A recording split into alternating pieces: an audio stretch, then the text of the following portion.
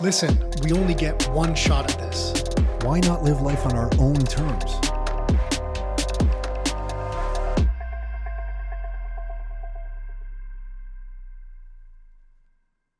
I don't think there's a single thing I can say to prepare you for what you're about to hear. Yeah, it's Tom Karadza, and on this episode of the Your Life, Your Term show, I can't even speak. I'm so excited to share this one with you. It's Tom Karadza on the Your Life, Your Terms show.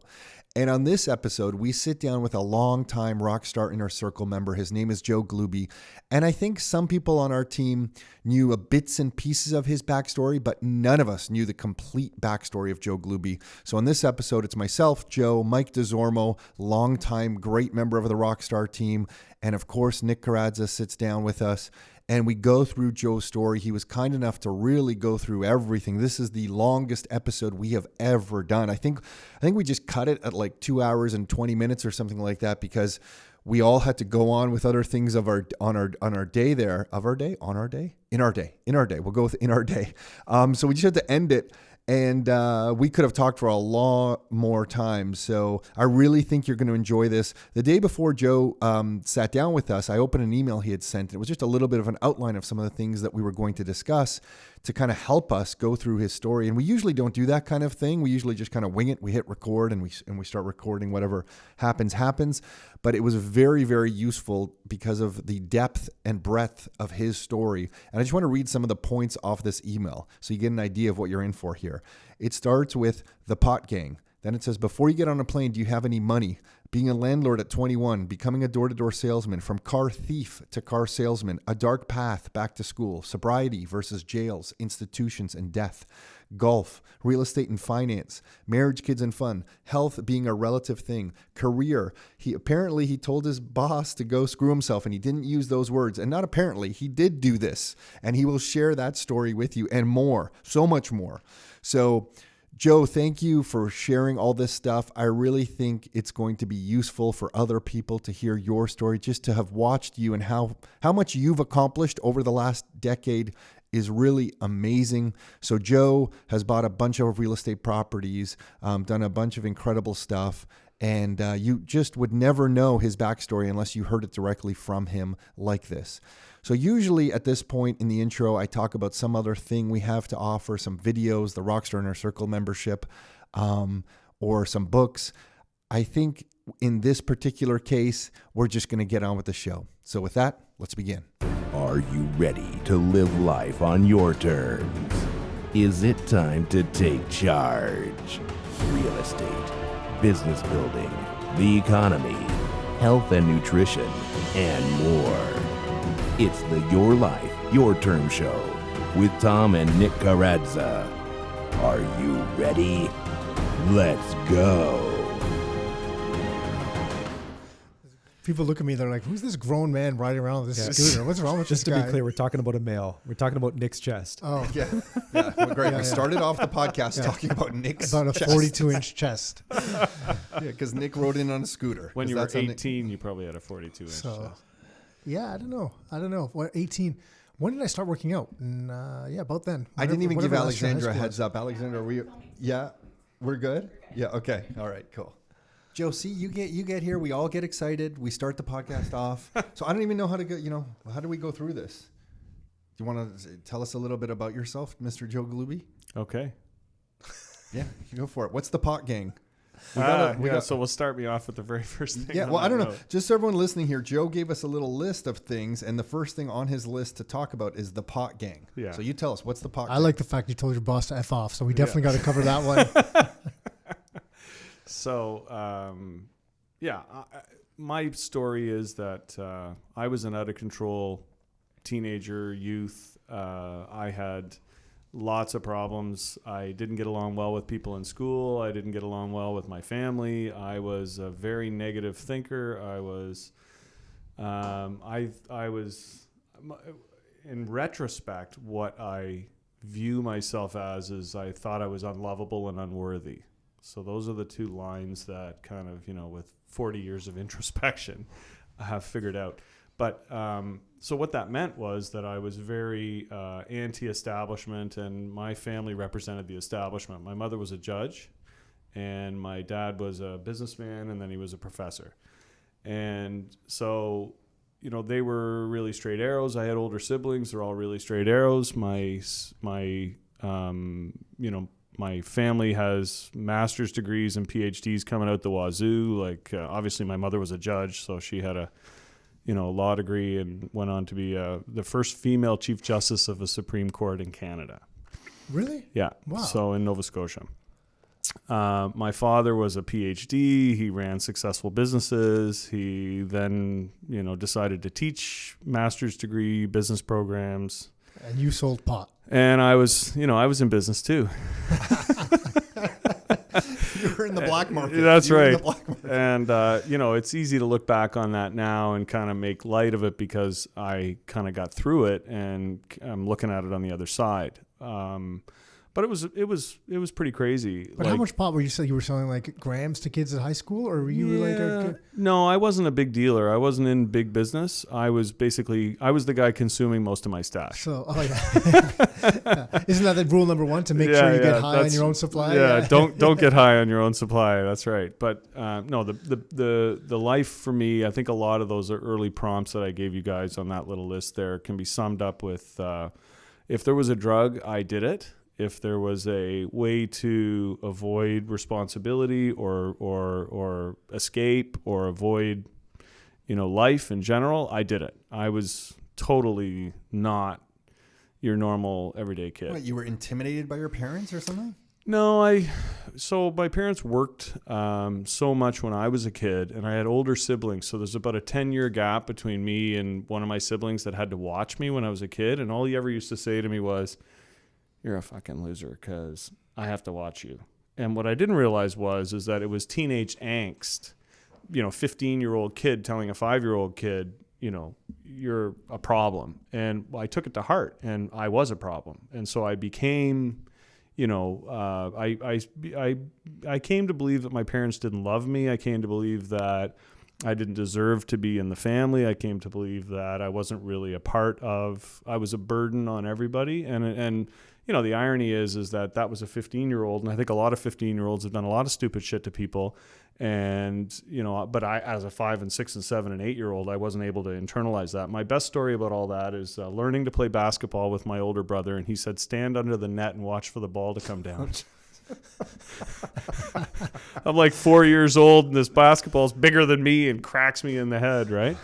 And, so he thought that was hilarious. Mike still tries to do that to people on the team today. You're basically describing our team events. Yeah, that's the Rockstar Christmas party. Yeah. We went axe throwing. We're like, "Wait, guys, for bonus points, someone put it on the apple on their head, and we'll see." No, actually, it was Mike's birthday recently, and for every birthday here at Rockstar, everybody has to do some kind of human trick.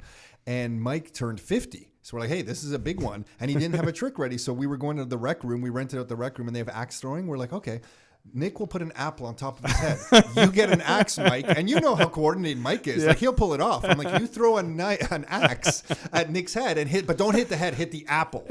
And that was going to be our party. And we never did that. We ended up playing arcade games, and we never got to that part. I saw that post. Yeah. Yeah. So anyway, what all that did was it gave me an education. It wasn't necessarily the one that, most people get. And so that leads to, wait, you're getting on the plane. Do you have any money? And so I went through, I think when your family is in the criminal justice system, it's pretty hard to pull the wool over their eyes for very long. So when I was 14 or 15, my mother became very aware that I was a problem. And I think she knew for years at that point that I was a problem. And so she had me arrested.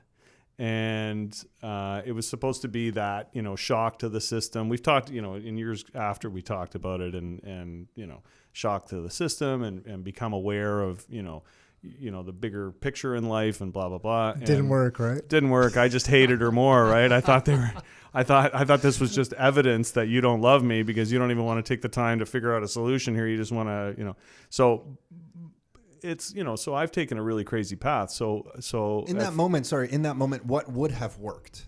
Like, let's say she that's did a great question. Let's say she did do the alternate, and it was like, "Hey, put her arm around you and take you in and talk to you."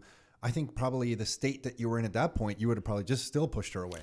Yeah, I think it's a really good, where I've come since then is to realize that you really have to, it's not unlike, I'm sitting in a room with three really buff guys. It's getting a little, but intimidating. none of us can golf. So you Yeah, got us that's on that. right. So it works. So I can hit the ball further than all you big, strong guys. But Well, I can hit it at least 35 yards. Yeah.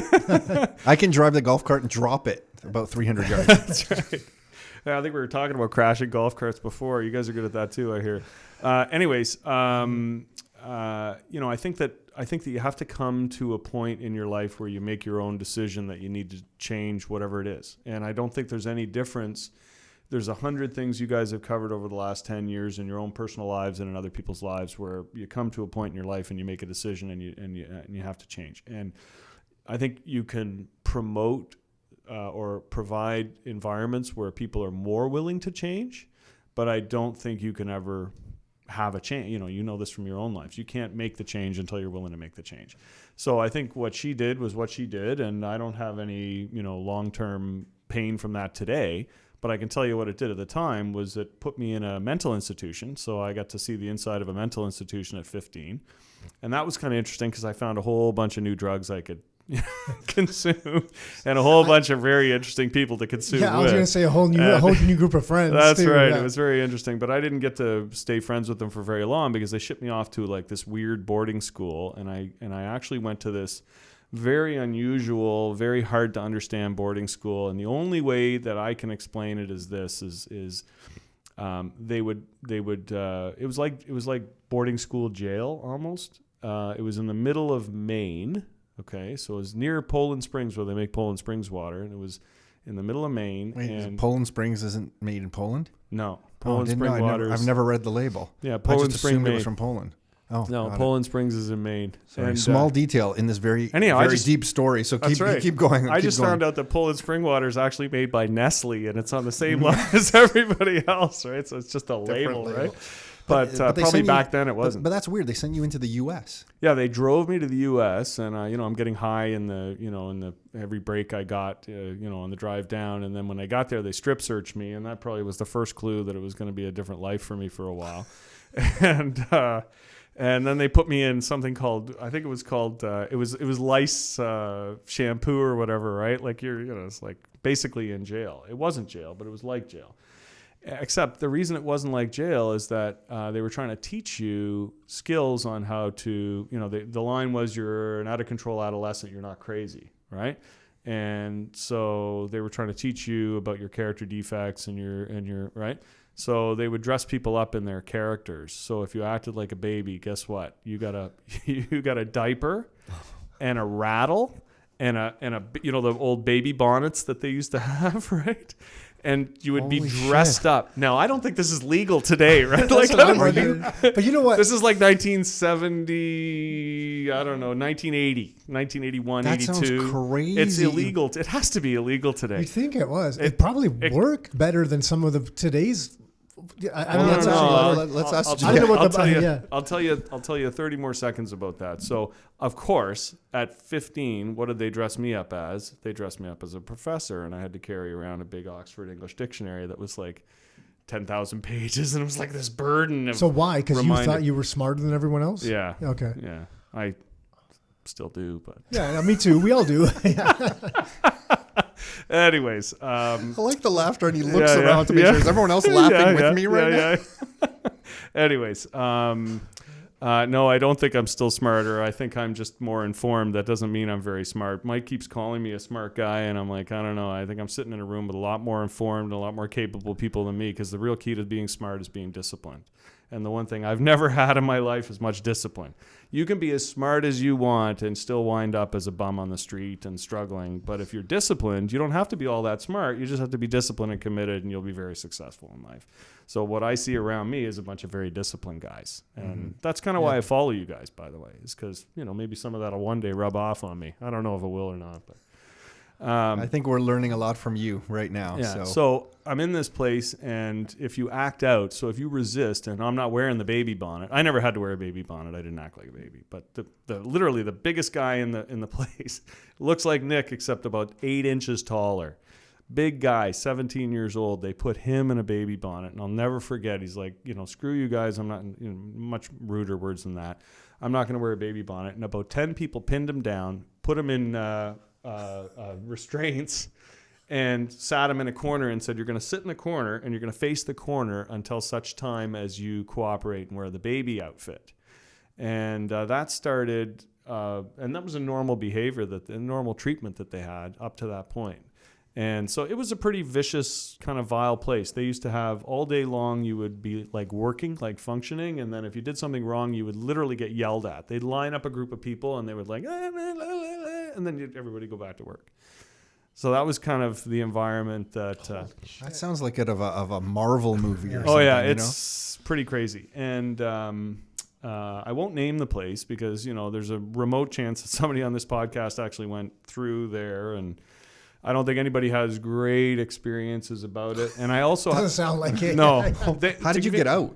You graduate. You literally become 18. They can't keep you, right? And so somewhere around there, you get your high school diploma. So you used to work in the day and then get high school at night. So how long were you there for? 2 years. 2 I was there for years. grade 11 and grade 12 of my high school life. Wow. So that was how I But graduated. did your high school. behavior end up changing slightly? Well, the Because- irony I'm not is- saying because of that. Like, I just mean like almost as a survival mechanism. Did it change? Yeah. I mean, you weren't allowed to touch girls and you're in grade 11 and there's girls in this place. And so your behavior had to be really modified to be successful and in that place. And you had to stay away from girls. You had to stay, it was in the backwoods of Maine. They didn't have to put bars on the windows because there was nowhere to go, right? Like if you ran away, you're like... You're finished, yeah. Yeah, you're dead, literally. And the only guy who ran away was a guy who happened to be from Maine. And, he went home and he told them the story and they're like, okay, I guess you can stay.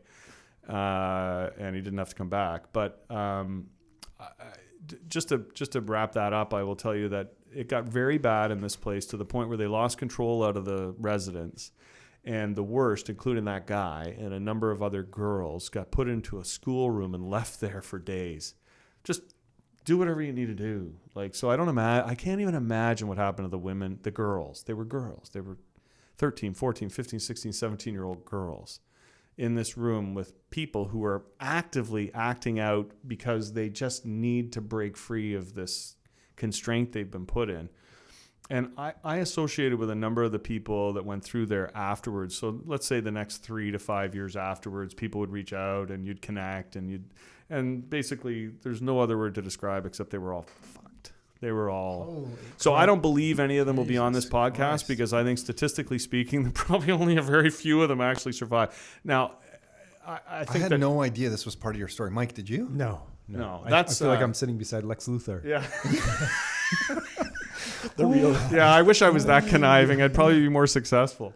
So, I come out of You that. keep saying that, but just so you know, from the outside, knowing you, I see a really, and I don't know your whole story, Yeah, yeah. so I just see a really outgoing, positive, Yeah. because Yeah. positive person who we really respect and value. Anytime you've said something about our business or Rockstar, we were talking about the time you screamed from the side. We were on we were doing one of our big events, and we were saying, "Does anyone need anything?" And you were like, "Get us some RRSP eligible real estate investments." And I don't know, because it came from you, maybe we took that really seriously. And so from the outside, How about the time I faxed you the thing and you were asking for feedback and I started writing the feedback on the back of the page and I ran out of room and I started writing it all around. the edge of the fax. There's been multiple emails, very, very long emails. yeah. But we actually, I don't know if you noticed or not, but there was a lot of the things that you said that we actually implemented because we're like, oh, it's a good idea. Yeah, And it eventually works its way to the top of the list and gets done, right? Exactly. No, you know what? That's actually become part of my skill set is looking at a process and figuring out a way to improve on the process. That's actually a big part of what I'm good at today and what I've identified as one of my kind of strong skills. But, back to that time, my mother said to them, he's still a drug addict. And they're like, no, he isn't. He hasn't used drugs in 2 years. I actually had a home visit, during that period, like in the second year or whatever. And I ran into my old buddies and I'm like, no, I don't want to use drugs. And, and so they're like, no, he's cured. And my mother's like, I'm smart too. And I don't think he's cured. And sure enough, the day I got out of there, I got high. And so I was booked to go to a very fancy university in the U.S. that shall remain nameless, and I was very insecure and very afraid, and was pretty sure that my high school education didn't really cut it to go to this. My SATs were good, and so I was smart, but I really didn't think I had the skill set to go, and I kind of knew it, and I didn't have the guts to say it, and one thing led to another, and I wound up there teaching, really brilliant, studious kids how to do hot knives. Really? And That got was the myself, skill set. That was the skill set I brought to the university. Listen, there's textbooks or these Yeah. there's this hot knife strategy that I've managed to perfect. Hey, you'll be very relaxed. And anyway, so, Is that even a thing anymore? oh, I'm sure it is. Yeah. I'm sure Okay. it is. All right. Yeah. Yeah, no, people like bongs more, I think, today. Yeah, I Okay, think it's got all it. like that type of stuff. Like I had that was like the ghetto way to do it when you can. That's right. Yeah. I had student tenants who they had this weird backstory, and she wanted to stay, and then COVID hit, and she wanted to move out, and so she basically destroyed my ability to rent the house because one girl wanted to stay in this house for an extra year, right? So there was all this complication, and this group of tenants was booked, and then they cancel. They come to the meeting to, sign the lease, and the girl walks in and says, "Oh, I've changed my mind. I'm not leaving." And the landlord and tenant board says, "I don't have to leave, and She you can't announced make that me right go." there? Yeah, in the front of these four girls, right? So they're looking at each other like, "What do we do now? Like, we're not going to kick somebody out of our group, like right here." They eventually did, by the way. They eventually kicked somebody out of their group, and the other three girls took the place. But when they took the place, the other girl decided, lo and behold, she didn't want to stay. So she moved out. And, on August 31st of this year, she moved out, and she left behind a bunch of stuff. And one of the things she left behind was like a bong collection, right? The other girls are like, "Yeah, we like that. We're going to keep that." Yes. Of all the things, I said, "You can take everything in this collection, anything you need here, you can have." They're like, "No, we don't need any of it except for the bongs." How do we get to the $3.75 per hour in the buying used books? Yeah, so you're pretty much there. So I spent so after I got expelled from that university, I wound up working back in Halifax, where I'm from originally, and that wasn't going well. I had a brush with fame and had a relationship with a very well-known today folk artist who's made lots of money and lives on the opposite coast. And anyway, I think she wrote an album about me. It was a pretty exciting time in my life, and but my dad didn't think so, and he's like, "Get the hell out of here! Like, here's a one-way ticket to Ontario." And so my sister happened to be visiting, and my dad's literally like, you got to imagine me with my feet, that classic cartoon with the, you're on the angle and your feet are kind of digging into the ground, and the guy's pushing from behind, and you're gathering up all the rug as you're being pushed along, right? And my sister's like, "It doesn't look like you really want to go." And I'm like, "No, I don't. I mean, things are finally going good. I got a job and I got a girlfriend, and I don't really want to go." And she's like, "Do you have any money?" And I said, "No." And she said, "Oh," she looked in her wallet, and she had some American cash, but she had $20 Canadian. So I came to Ontario with $20 in my pocket and got a job. And the first job I got was for $3.75 an hour. And the weird thing is, in terms of, kind of the Tom world of, cost of money and things. And Yeah, you could actually buy something with $3.75. oh my gosh. Yeah, because what year was that? 83, Yeah. I guess. Right? $3.75 an hour. If you put in a 40-hour week and maybe got a few hours of overtime, was enough for me to pay my rent, pay all my groceries, buy beer, go out drinking on the weekends. Excuse me. It was also enough to, maybe buy some illicit narcotics as well. And right, on $3.75 an hour, I was having a great life. Now, my first apartment was, I had a couple of rooms that I rented first, but then 6 months in, I got evicted from all my rooms from having too many people in the room. And my first apartment, I went to look at it, and the lady said, "Well, we'll fix the roof." And it was raining that day, and there's literally buckets all through the whole apartment, And she fixed the roof, but she never fixed the inside of the apartment. So I basically moved into this apartment that was, flooded and had no ceilings. Think of the mold aspects Oh, of yeah. it in today's world. Yeah. I drive by that place all the time today. I'm like, I wonder if they still own that place, if they've ever fixed the interior. Do you remember how much you were paying? Well, what I do remember was that I rented out one room in the house and in that apartment, and it paid my whole rent. I think it was like $300 a month. It was a 3-bedroom apartment and a little galley kitchen and 1 bathroom, and I think it was $300 or $325 a month. And I rented out a room for $300 a month. Oh wow! At that time, so buying used books. So I'm the drug-addled lunatic fiend who would read all the time. And in hindsight, it may well be that that's one of the pieces of the puzzle that got me recovery. I consider myself to be an extremely informed individual on a lot of different topics. I don't know deep dive on a lot of topics, but I know lots of little things about lots of topics. And it all started because, my family was obviously very studious and very well read. And so when I was little, I was always reading. And I was always having stuff put in front of me to read. And then even when I was, institutionalized, I was finding stuff to read. And when I got on my own, making $3.75 an hour, trust me, you weren't going out to whatever the books. There was no Chapters or whatever at the time, but you weren't going to the new bookstore and buying in the mall and buying the new books. You were like, oh, there's a good book. Let me go down to the used bookstore. And used books were a thing. Like that was everywhere. 10 cents, 15 cents, 5 cents, kind of 25 almost cents. like just on the table, all thrown. You would kind of go. It was through gold. those. It was gold. Right. And the fact that you guys are familiar with it is, I think there's something to that. I think that there's something missing today. I panic about my kids, like especially my daughter gets she's 17, first year university, same age as Aiden, right? And gets all her information from the latest social media posts, right? And so she never, ever, ever gets any kind of deep dive on anything. She gets, in many cases, she's getting accurate facts.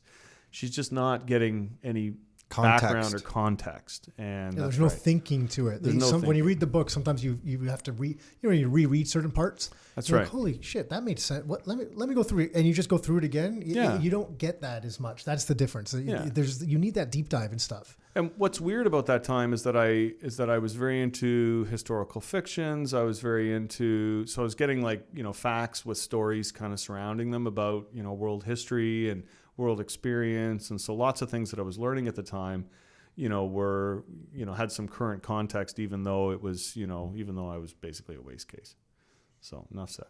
Holy smokes. So landlord at 21 was you were renting out the room. Yeah. Okay. Yeah. And then you got into door-to-door sales, which I think is incredibly. I don't think it exists anymore, does it? No, but it was not in COVID. Not in the COVID era, that's for sure. Someone knocks at your door now.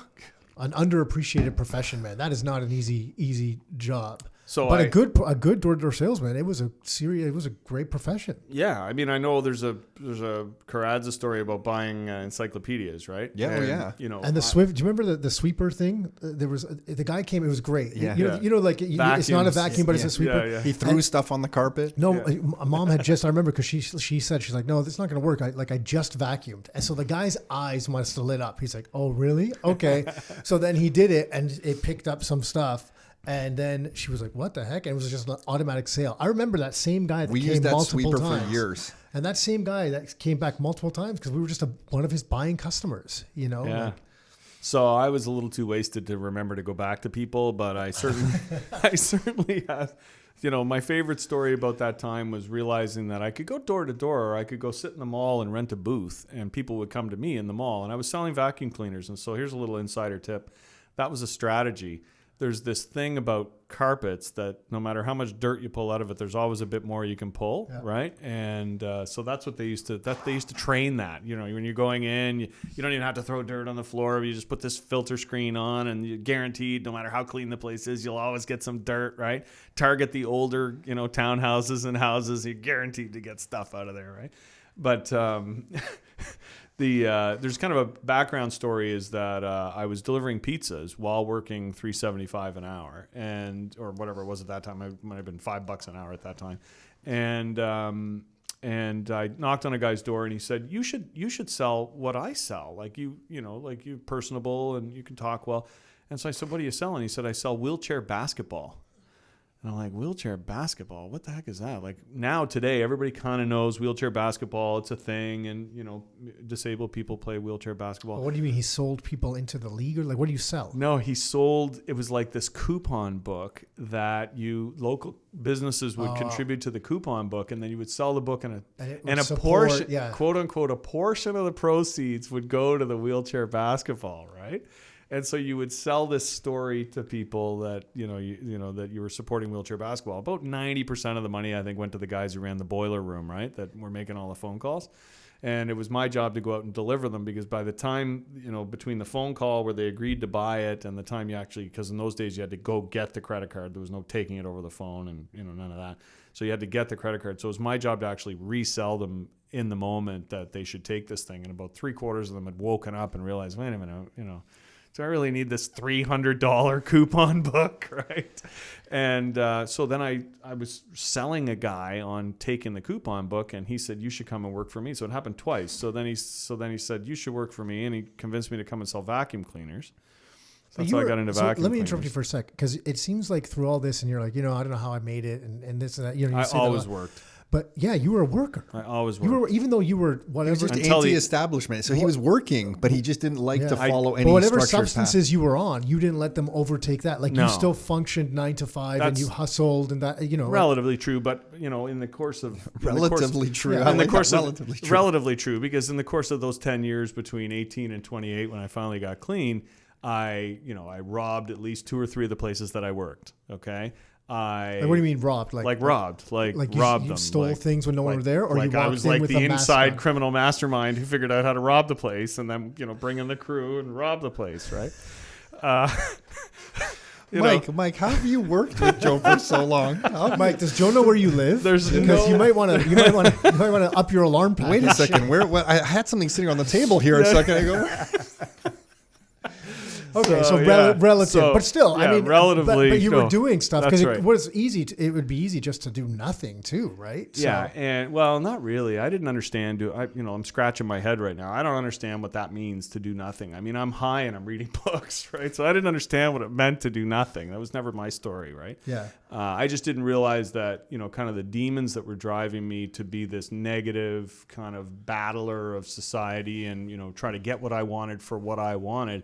If I just kind of turned it around into a different kind of attitude, it would be very constructive and very beneficial, not only to me and my eventual family, but lots of other people too. And none of that was obvious when I was getting clean, right? So, you fast forward, I decided I was going to be a journalist. So I went back to school. At 25 years old, I wrote a bunch of tests to go to Ryerson, and I'm literally smoking crack cocaine all night long and then going and taking the test to go to journalism school the next morning. It's like, that doesn't make sense. Well, did you pass the, yeah? They loved the way I wrote and they gave me a scholarship. No. Yeah. They're like, oh, we want you, move down to Toronto and come to our journalism school. And did you get a budget? Did you get like a budget for crack to keep the creative juices flowing? I'm like, you guys are like 5 seconds from Crack Central, right? Like, I don't know if you know Ryerson's general area. Like, it's bad news, right? We all know that area growing up in Toronto. So anyways, the reason I wanted to be a journalist was because I was going to tell everybody the way it should be. And, I was going to write the truth and, as I saw it and blah, blah, blah. But I couldn't handle being taught. I was unteachable. I was unwilling to have. So I remember being in a class, and they were presenting their facts on the history, and I'm like, but I have these other facts, and they don't jibe with your facts. I like your body language as you said that. Yeah, it's like, Anyway, so I was unteachable. So of course, the expression I use is I cracked out of Ryerson. That's the expression that I use. To give you an idea when that You've was. been to a lot of different institutions Yes, of all different types of have. institutions. Absolutely. I've been jailed in more provinces than I care to think about. When did you start sharing these? At what age were your kids when you started sharing these stories with them? 4. My wife was like, live. She's like, what are you doing? Yeah, because my wife's told me, because she knew in high school, she's like, look, a lot of the things that you did, you're not allowed to tell them at least till they're 25. I'm like, no, 25's too old. I'll go down to 12. And she's like, no, 12's too young. And I'm like, okay, we got to meet somewhere in the middle. I think that, so my wife is, really a straight arrow. Like, she tells the story of smoking a joint in high school and feeling so sick that she never wanted any part of it ever again. So I don't think she would have liked me very much back then. But her opinion was that if you look at me today, because most people look at me today and they would never, like Tom said earlier, never have a clue, right? And so part of it I always say is that I had hair then. I don't have any hair. He still has hair, a Yeah, little it's tiny fake. hair. It's I have probably no hair. probably implants. I don't know. We're not convinced. Yeah, after this, we can just shave mine right off. We'll just get it done. So anyways, my wife had this opinion that if you told them these stories and they looked at me today, because, the kids, they worship the dad and blah, blah, blah, they would think they could do anything they wanted and it would all work out. So my stories with my kids were kind of shocking, I think, for them. And they talk about, my son is shockingly successful today for a 19-year-old. He's got a whole great side story. He's actually the director of an NCAA esports program that he created himself. So he's only in second year university, and he created an esports program that's now the largest one running in the United States. And Wow. He's going to university and running esports full time. And he also does another job for another private esports company. Oh, I wonder where he gets the hustle from. Yeah. So I wonder where he anyways, gets that kind of hustle. But he likes to tell the story when he's streaming about, I can't bring girls home to my house because I never know what my dad might say, right? And I think they got it's that whole thing of kind of shocking them into it. And do I think that they're going to go off and maybe, experiment a little bit when they get a little bit older? Our big theory, for the younger people with younger kids in the room and on the podcast is, let's keep them really, really busy. So the only times they get sucked into the devices is in between activities, as opposed to the activity is being sucked into the device. So our kids were in karate, soccer, hockey. They went to the golf course from age 2, which is a great experience because you're all together, and there's now my kids will tell you that I put tons of pressure on them. I didn't perceive it that way at the time, but maybe I did. I don't know. They have their own scars. Yeah. That's right. Everybody gets their own scars. As I said to my daughter recently when she was feeling sorry for herself, I said, look, I felt like I was unloved by my parents, and there's one thing for sure you'll never tell me. Yeah. Right? Yeah. I know for sure you'll never tell me or you'll never believe that your parents didn't love you. And I think at the end of the day, that's actually what turned for me. So, to get into some, meaningful stuff, everybody's looking at their clocks already. So, How good did it feel to say that to your kids, though? Oh, it was amazing. I just said that the other day for the first time, like in that way, like you're feeling sorry for yourself. Well, I felt sorry for myself too, and smoked crack, did acid, jumped off this. Yeah, and the that. scars on the golf course are probably different than the Yeah. scars from the school that you were at. That's right. Yeah. That's right. And that's something I think Nick and I are both lucky to have, is though, even though our father especially pretty much, I don't want to say ignored us, because I don't think he intentionally ignored us. It's just that he didn't maybe have a lot of time for us. Is that the same as? Yeah, no, he was But just around for those specific moments. We like, always knew he loved us. Yeah. Like, even when he took his 2 metal fingers and would like kind of like, if we did something wrong, just kind of like jab us in the side of the head. I just realized that's probably why I get so pissed off. When people hit me in the head, I get mad very quickly. Nick, like Tom knows. really? Like, Yeah, don't hit me in the head. It's people probably joke why, around- because our dad used to poke and twist at the same time. So he'd be like, boom. Yeah. Oh, it was At very first he'd be good. like, you do something bad, he'd be like, come here. Because there's a soft spot right between your skull, like right in here. He would just nail that perfectly. It was really, but we always knew he loved us. But just on that note, And now I know that I'm scarred. See, I got my scars. No, Don't hit me in the head. Everybody it was, does. You know what? Right? It was my wife's 40th birthday party. Do you remember the story I'm about to tell? Yeah, My gosh. A longtime high school friend of mine, he comes, I rent a whole bus. We all go downtown to eat. We all jump back on the bus. Everyone's had a few drinks. He's known Nick for a long time. He starts getting a little aggressive with Nick because he's had a few drinks. He's like, oh, you think you're a big guy? And Nick never really said he was a big guy. He used to we used to always play fight like when I was younger, but he was always big. I mean, I was 13, he was 18. There was a difference, right? And so he then starts kind of pushing at Nick, and I think he kind of like tapped Nick's head or hit Nick's head or something. I'm like, oh, here we go. Next thing I know, Nick's just running at him. This is in a limo bus. Nick's full out running at him, tackles him, throws him down. They're wrestling in the bus. All the wives there were very impressed. I mean, it was very impressed. But anyway, I knew it was going to be trouble. But back to you. So where are we on this? I don't know. Car thief to car salesman? Are we at that point? Car thief to car salesman. So, not only did I rob and steal, but I stole a few cars in my day. And one Look at Mike. Mike hasn't said a word. Mike's like frozen. He's sitting next to me and he's like petrified. He's like in shock. I'm checking my wrists, my pockets. And for those who don't know, Mike DeZormo on here, if you're seeing Mike is the person on the Rockstar team that's worked with you for, I guess, over a decade now. Yeah. Buying properties. Not quite. Nick was stuck with me for a Nick while. at the beginning? Yeah. Somehow Nick triggered all my abandonment issues when you guys were growing in your business. Nick knows what I'm talking about. Two properties. One in Hamilton, one townhome. Oh no, you had already bought the townhome in Oakville. And you helped me. You did a rent-own on it. See, Yeah. that's a long time ago for me to remember. That's a long time. Like the rent-to-own was 10 plus years ago. Yeah. And that, I was thinking about what we started buying properties for. I was going to say 193 was, I think, the lowest. But then that was a semi, so it might have been lower. It was probably still in the 190s at that point, right? It was. It was under 200 It was under 200. I remember. Or 199 or something. Yeah. It was was it a semi in Hamilton? like a back split semi? But it was a big semi. And my Yeah. kids remember that house because it had clouds in it. It had a crawl space that they had finished, and they had painted clouds on the walls and on the ceilings of this crawl space. God, that's what was patience. happening down there? I have no idea, but it was like 3 feet tall, and like it was like this weird crawl space. Like had somebody their- had to they had ladder I know back those. up. I remember those ones. Yeah, that had We that used to- crawl space. It was yeah. like a 3-level side split. Yeah, maybe, yeah. with the crawl space. They underneath. would get high and just go lie in the crawl right. space. Yeah. That's kind of like the tenants I had in there, actually. It was kind of like that. So anyways, So you were stealing cars. Yeah, so I was stealing cars, and I went from stealing cars and getting arrested for stealing cars and going to jail for stealing cars. And then I helped my girlfriend at the time buy a car, and the guy said, "Boy, you did a really good job ganging up with me on your girlfriend to convince her to buy this car." So the reason was it was a stick, and she couldn't drive sticks, so I would get to drive this brand new car that she was buying until she learned to drive. Oh, don't worry, honey, you'll learn to drive it eventually. Anyways, the guy offered me a job, and then it became their mission to get me approved to be a car salesman because I had a conviction on my record at the time of being a car thief.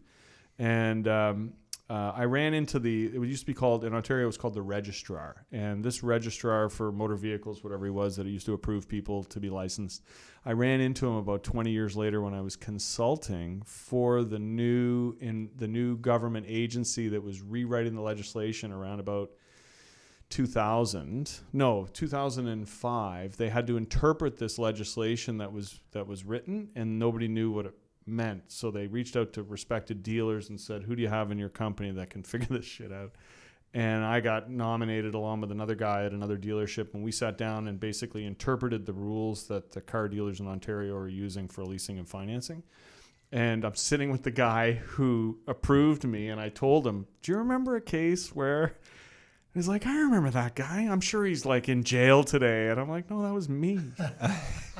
I'm sitting here telling you how the rules go that you wrote.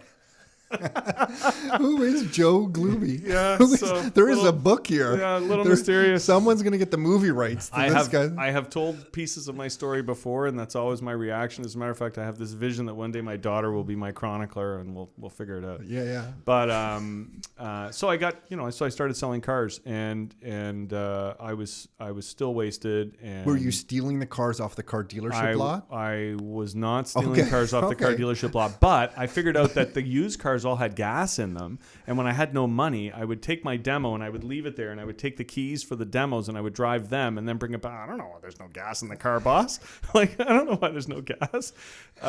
Anyways, when I finally got clean, and I think this is really important, I didn't choose to get clean because I was too confused and messed up to understand, how to change my life. I was way too deep into a very unhealthy lifestyle to really know any skills. And my parents were kind of out of the picture and so on. And long story short, I made a call, somebody made a call, somebody made a call, somebody made a call, somebody made a call. I called Halifax to a contact in Halifax, and the next thing I knew was a guy knocking on my door here in Ontario, and he was the director of a treatment center for alcohol and drug rehabilitation called Hope Place Centers. That's what it's called today. And so that's my little plug for hopeplacecenters.org. If you're in the Halton region and you know somebody who's got a problem with drug and alcohol addiction, hopeplacecenters.org is a facility, an inpatient facility that helps new alcoholics and addicts recover from their addictions. That's its primary and sole purpose. And they helped you. Well, yeah, but I was a case, right? So I got in there. It was a 90-day treatment program, and at the end of 90 days, they said, "We think you should stay." And I'm like, "I've never heard of that before." And they said, "We've never done it before, but you should stay for another 90 days." And so I stayed for another 90 days, and at the end of that 90 days, the guy showed me his notes, and it said, "Joe will never succeed. He'll never stay sober." And I think the reason that he showed me those notes was, again, kind of, another version of shocking me into reality. And now I've been 6 months in this thing, right? It took everybody else 30 days, 90 days to get through it. It's just 6 months. I'm still trying to figure it out. And because I was unteachable, and I wouldn't listen to anybody else's way of doing anything ever for any purpose at all, for anything. It was my way. That was it. It was what I wanted. If I wanted to have that, I would get that. If I wanted to do this, I would do this. I just wasn't teachable. And he was right and he was wrong, obviously. He was right in the sense that at the first 6 months I was out of the place, I ended up using again for a short period of time. So I ended up getting high again one last time. And I got clean in December of 1993. So what's that? That's coming up on 27 years. Wow. So clean means no drugs, no alcohol, no nothing. I won an award one time in the car business for volume sales or something, and it was at a winery, and there's they're going to have 9 servings of wine, and I'm like flipping over the glasses, and they're all looking at me like I'm a lunatic, right? And I'm like, I don't drink, sorry. And then they served ice wine as one of the, and I'm like, okay, I'm going to try, I didn't know what it was. I thought it was a sorbet, right? So let me try it. So that's the only time I've had alcohol in the... Wow. Congrats, man. That's a long time. That is a long time. But you were teachable then when you decided you wanted to be Once teachable. I was completely freaking broken. There's a lot being skipped over there. But yeah, I had, destroyed relationships. I had destroyed family ties. I had, hurt everybody. I had lied, cheated, stolen, manipulated. I was in bad shape. The other thing was I was 117 pounds when I got clean. Holy crap. 3/4 of that was hair. Lots of hair, lots of mustache and beard and whatever else I had. So those people that were trying to help you, how do they get funding just by donations, or do they get funding by the government?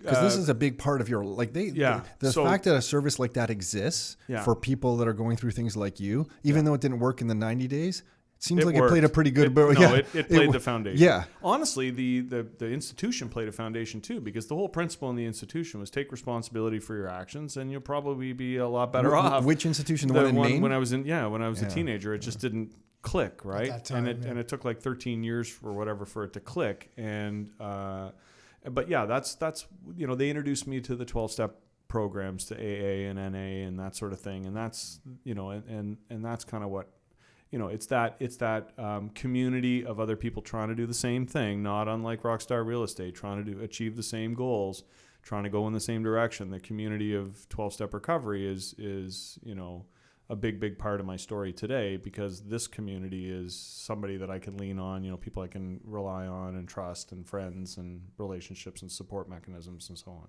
So, yeah. Man, I feel grateful to hear this story. Geez, Joe, I had no idea everything that you have gone through. Yeah. I just thought you were, I don't know, this kind of outgoing, happy guy that, did some stuff with properties with Nick and then bought some properties with Mike, and you just were, I don't know, like a sales guy, just this kind of outgoing sales guy, to think there's all this behind your story is Thank God you heard this story, and I didn't ask you for a job 3 years ago or whatever it was when I left my job, because you would have heard it all then. Yeah. Let me just put my phone away while you talk. No.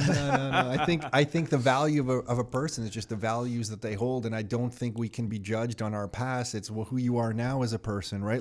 I don't think to judge someone on the way they were at a certain point in their lives, that environment, we don't know what you were going through.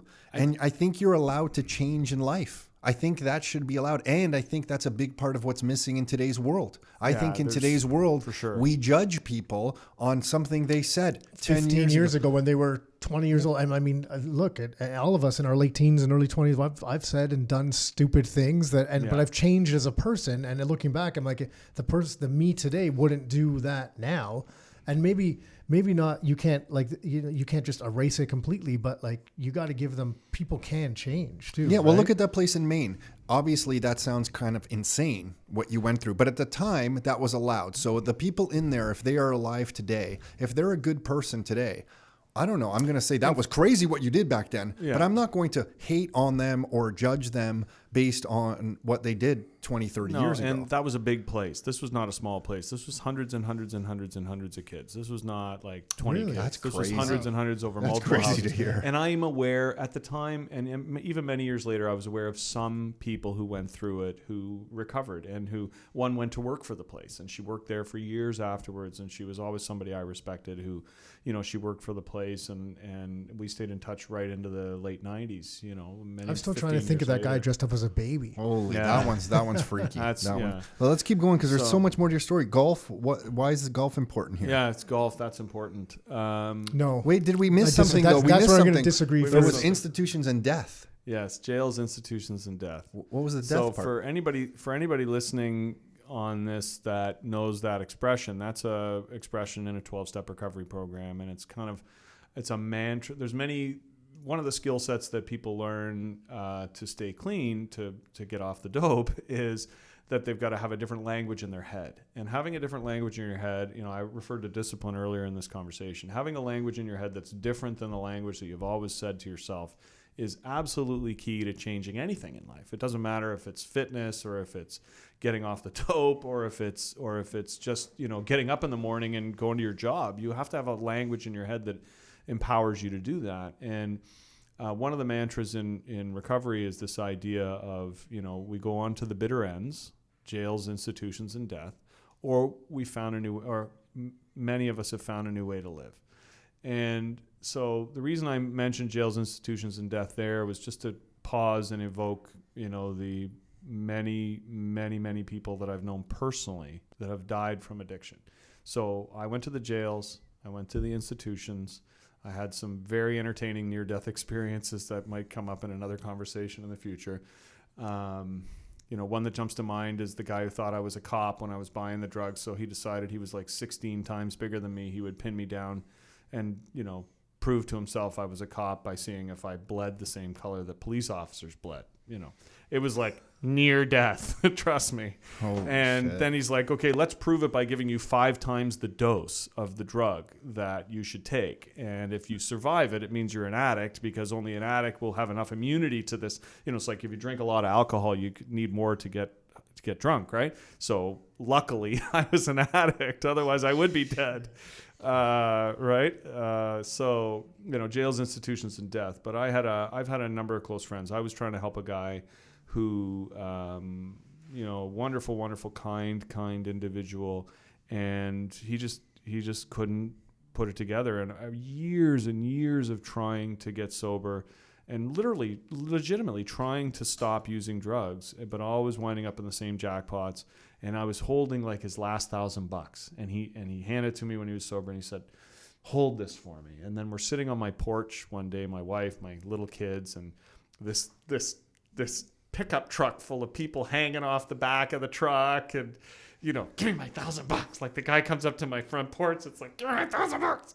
It's like, okay, I guess I'm giving you. There's like 10 people out there. They're all like, look even worse than you do. I think I'll give you your $1,000.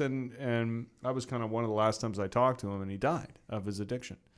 You've heard of John Belushi dying of a speedball. I know people personally who have died of speedballs. And when I went to the funeral, one of the funerals, one of the two families had me speak at the funeral, and there was in the one case, the mother was deteriorating quickly. She's only my age. She's only in her early 50s. And so at this time, she would have been in her early 40s. But she was grossly deteriorating, like really poor health from a combination of alcohol and drugs and whatever else was going on in her body. And it was clear she wasn't going to survive much longer. And they had a 16-year-old kid. And within about a year, the mother died. And the father died of a speedball. So so that's, jails, institutions, and death. So there's a reminder there about what you can be in life if you make the right choices, and if you choose now, it can all change. It's just about choosing now, right now. it can all change. And if you choose to continue on the same path, you're going to get the rewards of that path that you're on. And that can be, again, we talk about any path that you're on. So what's interesting is these two guys across from me are a little bit blown away by this, but they have no idea how often they're carrying a message of recovery in their work. So you guys may not realize that the language that you speak is really just that. It's a message of self-healing. It's a message of improving yourself and learning a new way to do something. Because, if you're not counterculture in this society, I don't know who is, right? Like, yeah, you're doing a podcast today, which is kind of putting you in the kind of the, with all the other guys. But maybe you'll do that TV show I envision one day. But the point is that, you're carrying a message of, look, you got to think, you got to look deeper, you've got to understand more. You can't just gloss the surface. You can't just live with the current status quo. If you choose to keep working 40 hours a week for the next 40 years, you're going to, you better be working for somebody who's paying you a pension, because otherwise you're going to be pretty miserable. And even that pension's probably going to be indexed to something that you're not going to be too happy about.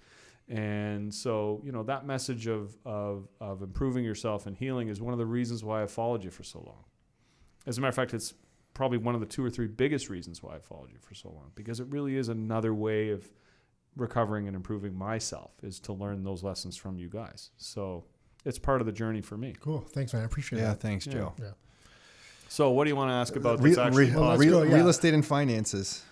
Yeah, I mean, I think the big story is that, I got clean in 1993. I didn't have a pot to piss in. I literally had a frying pan. I don't know why I owned a frying pan, but I had a frying pan. You can cook drugs or something. Yeah, I don't know. I had a frying pan. And when they gave me my stuff when I got out of the treatment center, after being there really long, I rented a room again. Like it was like, deja vu, right? And the guy that I'd worked for in the car business when I was a waste case said, "Oh, you should come back and work for me again." And so I started working for him again and making a little bit of money. And when I wanted to start saving some money and start growing that money, I was influenced by some people around me and some books and some information that I had read that said, follow what everybody else is doing. Get into the market. My dad was always big in the market and interested in the market and which market now? Stock market? Stock market. Okay. And he had some stocks in the he had an original Apple computer. Oh wow! Right, and he had Apple stocks when I was a kid. Oh, okay. Geez. And but he was an active guy, so I don't think he held those much longer than when Apple got into trouble in the early '80s, right? So, but anyways, so I fell under the influence of a guy who said, "Look, you don't have time to manage your money, so let me manage your money for you, and you can save with me." And we started saving money with him, and the end result is the same story you've heard 100 times. One day we realized, wait, there's less money in there than there was when we started. Like all the money I put in, there's even less than there was. And I like how he laughs when he shares that story. I have a theory about money that comes to that picture that you were asking about. And it's a little counterculture for this room, maybe. My theory about money is that there's absolutely no purpose to it except to use it for things that make me happy. Oh, I think that's not count. That we believe in that 100%. The problem is I'm not sure I'll live past 60 based on the consumption of my earlier. So I'm doing it now, man. I'm like, I try to live now. I try to enjoy the now. I'm not necessarily all that worried about what happens, when I'm 65. If COVID hasn't taught, look, if we don't all have the story that you have, if COVID hasn't taught it, how many times have we said something? Oh, pre-COVID when we used, my family used to go on a trip every fall to New York City. We loved it. We did tour walking to New York City.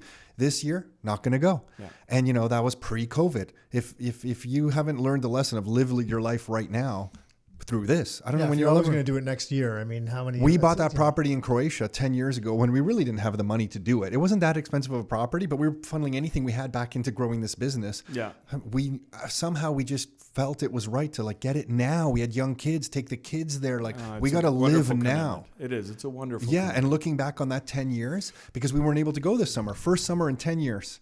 And the kids are like, I can't believe we're not going. But the memories that we have because we chose to live now has been huge. So sorry, I don't want to get off track. No, that's I believe very much the same. The difference is that my consumption did all kinds of crazy things to my hormones, to my joints. I've got disorders right now that, I look reasonably good, and You look great. yeah. Well, I'm hoping I get some surgery in the wintertime that removes some kind of out of control hormone in my neck.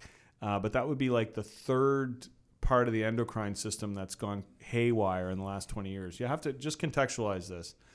For 2 weeks straight, I ate one piece of bread, but I peed all the time. I never ate anything. So that was your muscles I never drank. just breaking down? I was literally urinating my body away. Ugh. One piece of bread I ate, and I couldn't get it in. You ate one piece of bread, not a day, like for the whole 2 weeks? For the whole 2 weeks. I couldn't even comprehend that. It took me a little while to just even get holy. Yeah, and I must have been drinking some water because you die if you don't hydrate, I think. But I realized at the end of it, I was like, I'm still urinating like multiple times a day, and I haven't eaten or drank anything. There's a problem here. That's how you get to 117. Holy when cow. you're 175 today, right? I can't even believe you survived through that. That's Neither can I, but it can tell you it did a crazy thing to the my body's astonishing. Yeah. Like, and I was thinking that earlier when you were speaking, to do that much punishment to it on a regular basis, and there's people that do far more, Yeah, there's people that absolutely. do less. Yeah. But to look at you today, and maybe there's internal things, but for the body to be able It's been to pretty good, relatively speaking. I know people that are a lot worse off than me that are carrying around a lot of really chronic stuff, and I know people that have died in their 50s and 60s as a direct result of what they did when they were in their teens, 20s, and 30s because that just destroyed their bodies. So I'm somewhere in the middle of that spectrum. I think I'm smart enough that I can pursue a course of treatment. It took some time. I've got some disorders that are kind of difficult to diagnose, and they finally just recently one got diagnosed, and now I know there's a potential surgery on the horizon. It's been kind of put on the list of, delayed by COVID because I can survive as I am. But I've got, at 53 years old, I've got osteopenia, which is the precursor to osteoporosis. And it's a direct result of the endocrine system being completely destroyed in my teens and 20s, right? I want to pause there for a second. Nick, we're going to keep going through the story. Do you have to take off? Because we're going to go long. shortly. Go ahead. Yeah. Okay. So But back to the investing. So you had I believe a financial advisor. Did you have to set him straight because you wanted to increase your portfolio, but he didn't want to? This is the financial advisor who had the. So the classic thing is let me ask you guys a question. If I sold all my real estate and then I sent you guys an email saying, "Hey, here's the money that I made." No. Oh. And I sent you guys an email. Said, thank you. Here's all the money. No, I sent you guys an email saying I need your opinion on this new venture. Do you think I'd get a reply from you guys? Yeah. I think we've. So that investment, you've replied to 100 people on similar kind of experiences. Well, any email you send us, we reply to, I think. Yeah, absolutely. And that investment advisor is kind of he was a close friend. And, one day I went to him and I said, I've got, a few $100,000 invested with you. Some of it's in RSP, some of it's in TFSAs. I'm pulling it all. And I'm buying houses with it. And they said to me, one of the things they said to me was, listen, if you leverage it 3 times, so if you take your money and you borrow 3 times that money and you invest all that in the market, you'll get roughly the same return as if you pull the money and buy real estate with it. Like really. So if I borrow $1 million and toss it into the market and cross my fingers, that might get me the same return on my original investment. And the logic is you put 25% down, so 3 times your money is what you need to, right? Anyway, he's still an acquaintance today, but I wouldn't necessarily call him a friend. What I found was that he ran out of things to talk to me about as soon as I stopped investing with him. He no longer had anything to talk to me about. Despite the fact that, we do have a lot in common. We've shared a lot of, experiences together. He is a golfer. You can never really be my close friend unless you're a golfer. That's why Joe's kind of been like, he's always like around, but never really. Yeah, that's right. You guys don't really golf. I've actually left some rock star events because I had a tee time. And you asked and I didn't answer the question. So what is it about golf? What is it about that? It's probably similar to what it's been for Nick over the years with working out. There's a pursuit of improvement that you can never really succeed. You can meet goals, but you'll never be the best at it. You'll never be the one. You'll never be the superstar. You'll just be you trying to improve. And for me with golf, and I think a lot of other people too, you know, when they snap the clubs over their shoulders, they're doing that because, you know, over their knee, they're doing that because they wish they could improve, right? It may not be the best strategy to improve. You got one less club now, but it gives you something to focus on too. Like there's mentally, focus, there's mental, there's also some activity. Like I hate working out. Look at me, look at you guys. I hate working out. I hate it. And the reason I hate it is because it's boring as shit. I literally would have to be in a competition. So I got to get a Peloton and then, you know, find a version of where you compete with the other fat people that have never worked out before. And I'll compete with them to see who gets better, because that's the only, I have to compete. I have to be like, there has to be the benefit of, oh, you know, did I reduce my heart rate today? Like, you know, like none of that works for me. Yeah. So when I used to go to the gym all the time was to play racquetball. Right. And I used to play racquetball with buddies and, you know, and we'd beat the hell out of each other in the racquetball court. And as you know, as you tear your meniscus and tear your MCL and tear two ligaments in the elbows and so on and so forth, it becomes less interesting to play racquetball as you get older when you're doing that kind of stuff. And so golf has been that for me. It's an activity I can do. And the other thing is I can share it with my wife. And so, you know, we golf together and, you know, we've had our struggles over the years, but you know, one of the many unifying components is the travel and the time together on the golf course. We're going to go, don't tell my boss, because I still have a boss. We're going to go golfing at 3:00 today. Oh, nice. And, you know, so it's a nice day for you. Lucky, it's going to be good. So, you know, so golf has been really good. And it's also been a source of a lot of close friendships and a lot of travels with other people and just experiences. And we laugh. The friends that I have on the golf course today, we make fun of each other and we just laugh. Yeah. And, you know, I think it's really therapeutic to laugh. And Everyone one of them's like a raging alcoholic. It's the funniest thing. Like two of us are sober and this guy's like, I don't play well until I have my third beer on the golf course. And so he's got like 10 beers in him, but we got to drive him home. And he's like one of our closest golf buddies today. And we're like, what's the reason for this? It must be that we're influencing this guy somehow. And I'm like, I don't know. We're basically acting like idiots out here. We're not really acting like really healthy, you know, mature people on the golf course. You know, so anyways. So it's an important part for me of just being part of a community, and my story is that I used to rent an apartment for $400 or $500 a month, and I didn't have a pot to piss in, and I used to drive up and down Highway 25, and I'm like, oh, there's a new dump going in. Look at that, they're building something on the other side. I wonder what that's going to be. And then the sign goes up, and it's Rattlesnake Point Golf Club, right? And I look into it, and it's like way too much money to join. It's like $100,000 to join this golf club, right? And I'm like, one day I'm going to join, and I did. Oh, nice. Now it wasn't 100 when I joined. I figured out a deal. I didn't Oh, go. I I didn't we go break in. We wouldn't put it did. past you. We wouldn't put it I past didn't- He you. stole a membership Yeah, card. Actually, yeah, I didn't steal a membership. But I the price certainly- felt like a yeah. steal. That's right. It felt like a steal. That's right. Congrats, so, man. Yeah. Congrats. So you know, it was like one day I'm going to do that. When One day I'm was gonna do that? That was 2002, Yeah. 2003. I already had one property at that time before you guys, I think, a little bit before Awesome. you guys. You know, just I was earning and I wanted to do it. And, you know, this is part of that message of, you know, spending money now. Like I've spent a lot of money. Like for somebody with no wherewithal today, like, you know, some days my wife and I look at each other like, you know, if we didn't have a really nice backyard and we didn't have, you know, the 2 golf memberships and we hadn't gone on all those trips. And I'll just tell a quick story about that. My mother was on her deathbed. She had a stroke. And I have 3 older siblings. And one of them is very, very religious.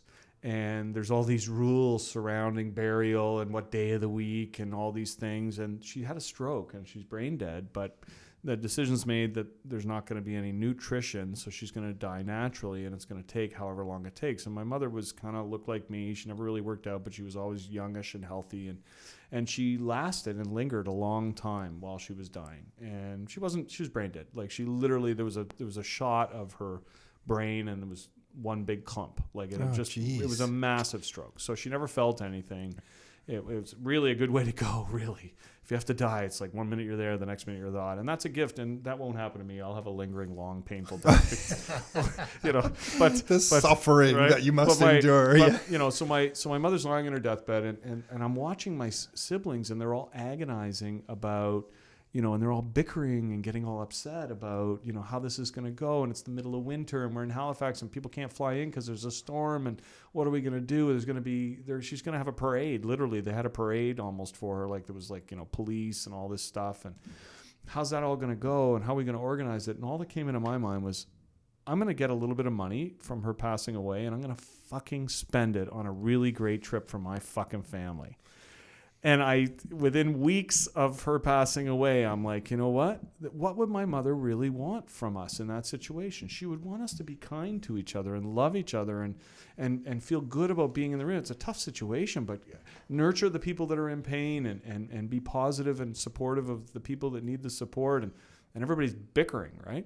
And I'm like, fuck this. I'm not going to bicker. I'm going to take, this, and I'm going to find a way to have something to look forward to that's positive, that she would enjoy. And so we went on that Scotland trip, and I sent you guys pictures of it. We were standing on the Swilcan Bridge and the old course of St. Andrews, and I remember that picture. And it was a spectacular trip. And now knowing the story behind that picture, it's an unbelievable thing to stand at the home of golf, which is something that's really big for me today and important to me. And know all the history of all the people that have gone through there, and kind of look up and say, thanks, Mom, right? And that's cool. and so that's. Jeez. There's just many facets to this story. Yeah. I'm like, holy crap! How did you trade one new house for 2 motorcycles? What's that? I've never had anyone give us the list, but this is great. Okay, so what story? Each one of these points is like a movie. Yeah. Okay, you tell us. So this is there's the legal version and the illegal version. That's right. Yeah, and you know what? I've been pardoned for all my criminal activities. I want everybody to know that I can travel across the border today, and it's all a long time in the past. It's all past. There's no statute or whatever. So, if I work for you, I apologize. I tried to make amends back then. I did go and deliver money to people and say, I did this 10 years ago. Here's some money. I hope it's enough. I apologize. You really? You Absolutely. did, eh? And because that's one of the steps too. So you try to go make amends. Yeah. Became willing is step 8, and made the amends is step 9. So even if someone like from 10 years ago, you go, they must have been like, who the hell are you? And like, what are you doing? Somebody was renting a room to me, and they decided, for whatever reason, there's like 3 people renting the room, and they decided that I was out. It was like 2 weeks before Christmas. Like, get the fuck out. Like, you've got no place to sleep. And I'm like, well, that's not really fair. Like, and they're all arguing and they're fighting with each other. And I think it's because they were all drinking again. It was a sober house, but everybody was drinking and I wasn't. So it's like, get the hell out. Right. And I'm like, screw you. I can solve this. And, on my way out, I took the bag with all the purse with all the money and said, okay, now I got my rent back, because they weren't even going to give me my rent back for the first and last or whatever it was. So I took it all. And then I'm like, that a few weeks later, I'm like, that was wrong. Maybe it was a few months later. It's probably a few months later. And I went back to pay them back. Like, it took me probably 6 months to get enough money to pay them back after I realized I had to pay them back. And even though it was my money that I took, I had to pay them back. And I went back and they were gone. And so I tell that story a lot to new people in recovery, because they're like, oh my God, do I have to go make amends to everybody that I ever harmed? And how's that going to go? I'm going to get shot, right?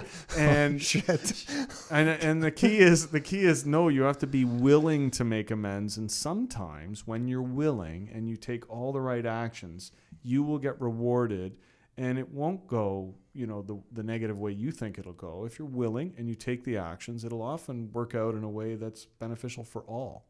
And now it gets to be a good story to tell too. You show up back with your $1,000 or whatever it was I took, and here's your not even the same people on the buzz code of the, right? So never seen any of them again. 20 plus years later, they'll probably come out of the woodwork now. Here in the podcast. Hey, you owe me money. There's going to be a long list of them. Make sure you give out your email address at the end of this. So I'll see you before you leave. I got to step up for some stuff. Motorcycles. Here's the story. How much do you know of Mike's story? Not very much, actually. Mike, Mike's a very circumspect individual. Mike's got a really interesting story. We won't go into Mike shared it a little bit here and there, but Mike's coming out with a new book. And in the introduction of your book, you share a lot of your story, more than I've really seen you share before. Yeah. I feel it at some point you and Joe have to share. Oh, my stories trade. do not match. No, sorry. Okay. For perspective. 1/100th. No, of but I Joe's. mean, you've gone through a lot as well. Yeah, we all have.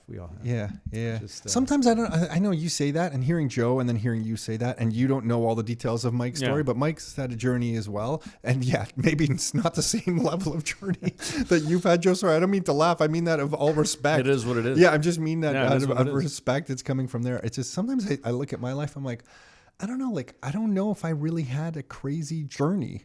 You know, I did. Nick and I went through. Our parents were flipping properties. Like, even then, when I think we might have lost everything, it was like, but we didn't. You know, like we kind of got through it. CRA froze our bank accounts. Didn't have money to pay for the utilities and stuff. But then we kind of got through that. So like, If everybody had the same life experience, how boring would that Yeah, no, be, it's right? true. Yeah. And so I think there's this fascinating, thing about, what you've experienced and how you carry it forward in life, and what he's experienced, what I've experienced, and what we all do. I mean, for everybody today, serving others, you guys, we were talking about it before about, Graybrook and then Equiton, and, not a lot of people are getting referred to Equiton today.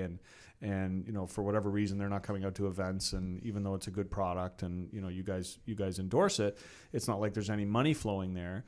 But you still endorse it, and you're not that worried about it because it's a service. It's something that you give back, and that's your way of giving back. You've got, a lot of opportunity to help people, and I've got ways that I help people. A couple of weeks ago, I was talking to the current residents of that Hope Place Centers. Right. They got me on a Zoom call, and I shared my story with them. And, these people are, 30 days into the treatment, or 10 days, or one guy was the first day. And I'm sharing my story about being stuck there, having to stay for twice as long and so on. And, so we all give back in different ways. So I'm sure Mike is giving back in a number of ways himself. And that's what we do we take our life experience, and we have a choice to make. We can either, share to help the benefit of our society, or we can take for ourselves. And those who take end up having a diminishing return on what they take. You can't get from taking, you have to get from giving. What's going on with COVID and programs like that? That's I tough. worry about mental health because so those people were not at all. the facility. They were all they on were in Zoom. the facility. Oh, okay. At this good. point, they're back in the facility. Okay. But the individual meetings, we a lot of us have talked about what we call the new addict, or the addict who's still suffering, and it's not good. Like, I would not have seeked out an online meeting. Like, I wouldn't have. I had to there's an old line, you got to bring the body and the results will follow, right? Like, you can't just kind of, hide on the couch. So it's I think it's devastating on the mental health. We were just talking to a firefighter Healthcare. that we know. Yeah. And we were just asking him, he doesn't have the hard data, but just from what you're seeing, are you seeing Just more drug anecdotal. overdoses and stuff? And he said they are. And he can't tie it directly back to COVID and people being locked up and stuff, but they are seeing more.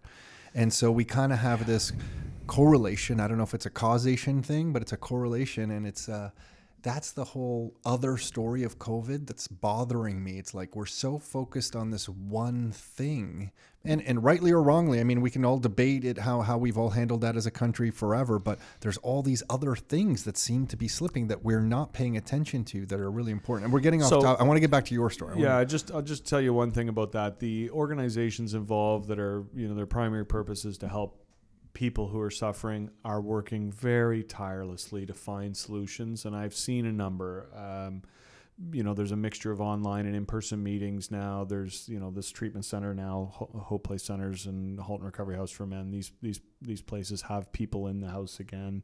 And so they're doing what they can. They're just meeting, it's probably 10 people. It's less than 10 people are in that house because that's the number of people that is currently regulated, right? And so they're doing what they can, but I hear you. I agree. I don't even know. Did we get to the house with the two Motorcycle? motorcycles? No. So I'm unteachable. Mike, we asked that question like 10 minutes ago. I think I've asked it 3 times now. So unteachable. So what is the core of my dis-ease? The core of my dis-ease. So we call, addiction is a disease, right? But really, when you split it up, it's dis-ease. And what it really means is I'm not at ease. And what does that mean? Well, it means that somebody's poking me with a hot poker in my knee or whatever. That's not at ease. But really what's happening is self-talk, and the specific self-talk is fear. And so everybody experiences fear. And there was a time in my life when, as a recovering addict, I was so scared that I had to, I couldn't sleep. I was so anxious that I thought somebody was literally going to break into my window and come and kill me. And, strangely enough, I've had people break into my window and try and kill me, so there's some legitimacy in it. Oh my God. But having said that, when I was clean. Anyone else says that, I don't believe it. With Joe, I feel like that's one of many times, When I was kicked down the front door and, come in raging. But so I had some fears when I was getting clean. So, I had to overcome those kind of fears, right? So when I was investing in real estate, one of my fears was $1 million of debt. Okay. That was a big fear, right? And a normal fear. Yeah. Yeah. And it was kind of interesting, good and bad, because, I'll never forget talking to Ruben Furtado. And he had just flipped his, the one that must have been a short story between Joe and Ruben. Joe, I don't feel like you have short stories. And Ruben is notorious for saying, I'll make this short, which means it's going to be the longest story ever. So that was a 6-hour meeting that you guys had. So he flipped the house, and I said to him, so what are you going to do next? And he said, I'm going to invest in, Oakville north of Dundas Street. And that was my, the primary takeaway. And I was like, I'm doing the same thing. I bought a house. But when the hospital that's there now was not even a hole in the ground, but there was a sign up saying one day there will be a hospital here, I bought a brand new house directly on the other side of the Dundas Street. And it was, I focus on end unit townhouses because they seem to have some additional value and typically don't cost all that much more. And but they're much more comfortable to live in, more light, blah, blah, blah, more yard, etc. And so I bought this end unit townhouse, and in the period of buying it to closing on it, I started having conniptions about the debt. And do I pick up the phone? At the time, it probably would have been Nick, because it was a long time ago, but it might have been Mike. Do I pick up the phone and call anybody and say, get me out of this? What do I do? Like, should I do anything here? What do I do? So what do? I know all kinds of real estate agents. I got a few buddies. I got customers that are real estate agents. So I call up the local Oakville guy that spent some money with me in the car dealership world and said, I gotta flip this house, and we've done this and this, and let's flip it. And he flipped it, and I made some money, and the net result of that was I made, let's call it $35,000.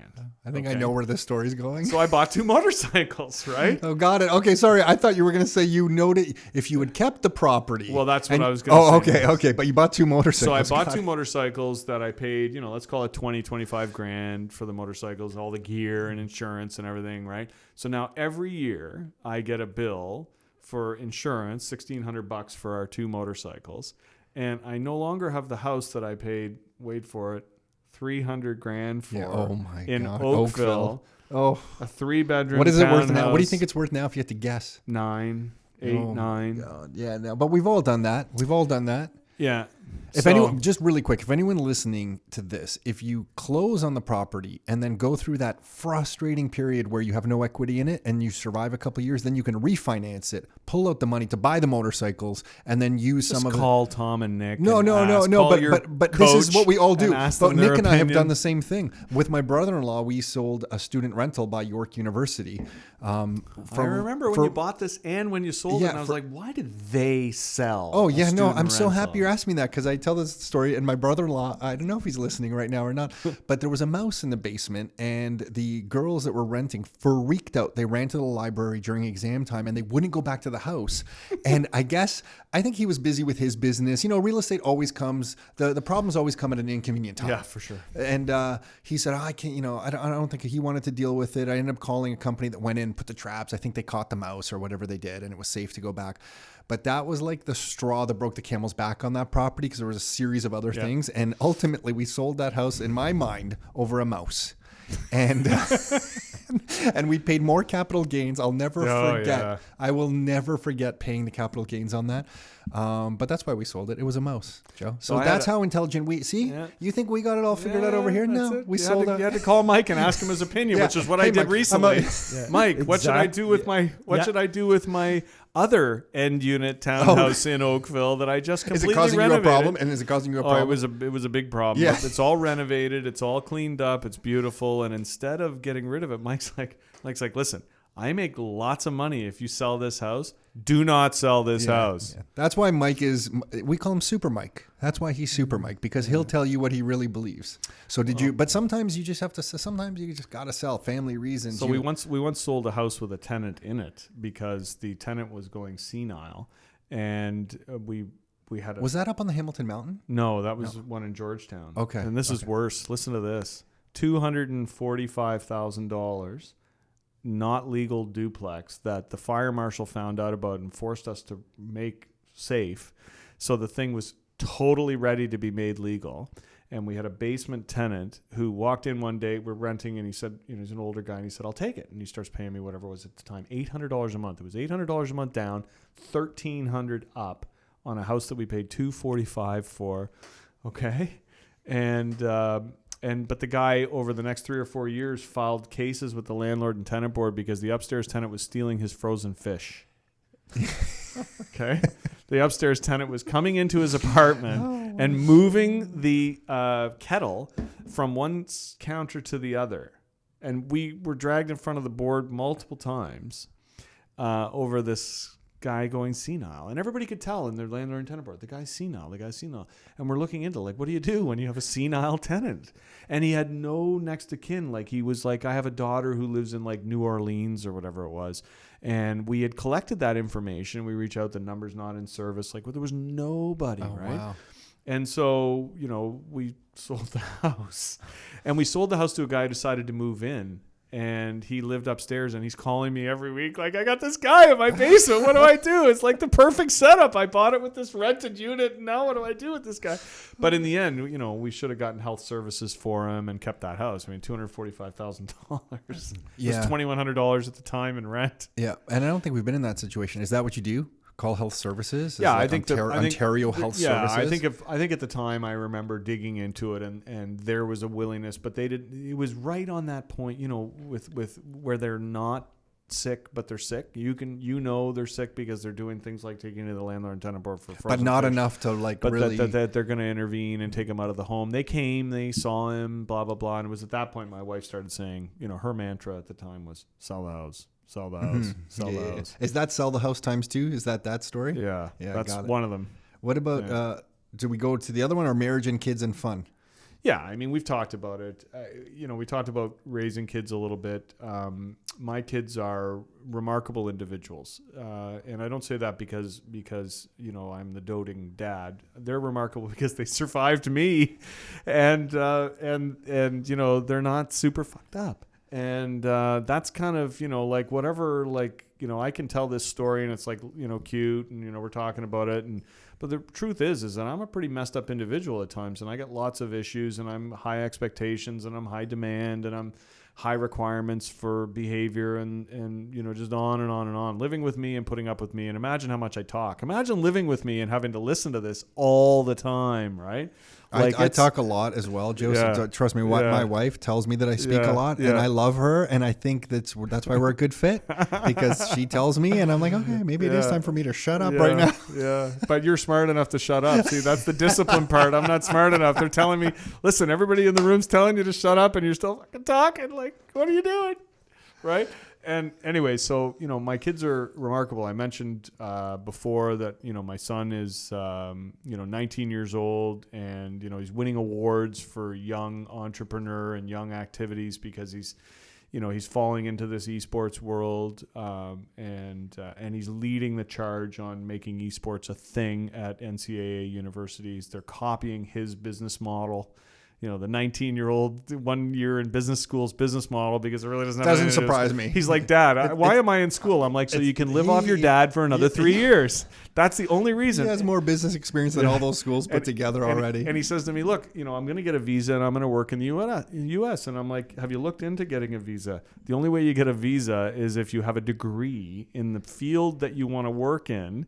And they say, oh, you're also specialized in that field. So you've got a business degree and you're I think I looked into it though. I think if he starts a company, he can start a company, and you have to promise to hire a certain amount. You have to bring in a certain amount of money and promise to hire and have a business plan. That'll take him and a knowing while. your son, he'll put that together. Yeah, sorry, I don't know him. Just hearing of him, he'll put that together. I know a guy who was in the car dealership world, and he was a car guy, sold cars, and he bought a veterinarian clinic to move to Florida. So he spent $1 million, and it's literally cash paid $1 million US, and hire some people and get some vets as partners. And now he has status. Now he's got status, and he lives in the US, and he consults to car people in Canada, which is very interesting. So anyway, I think, family and fun, it's just about, being honest.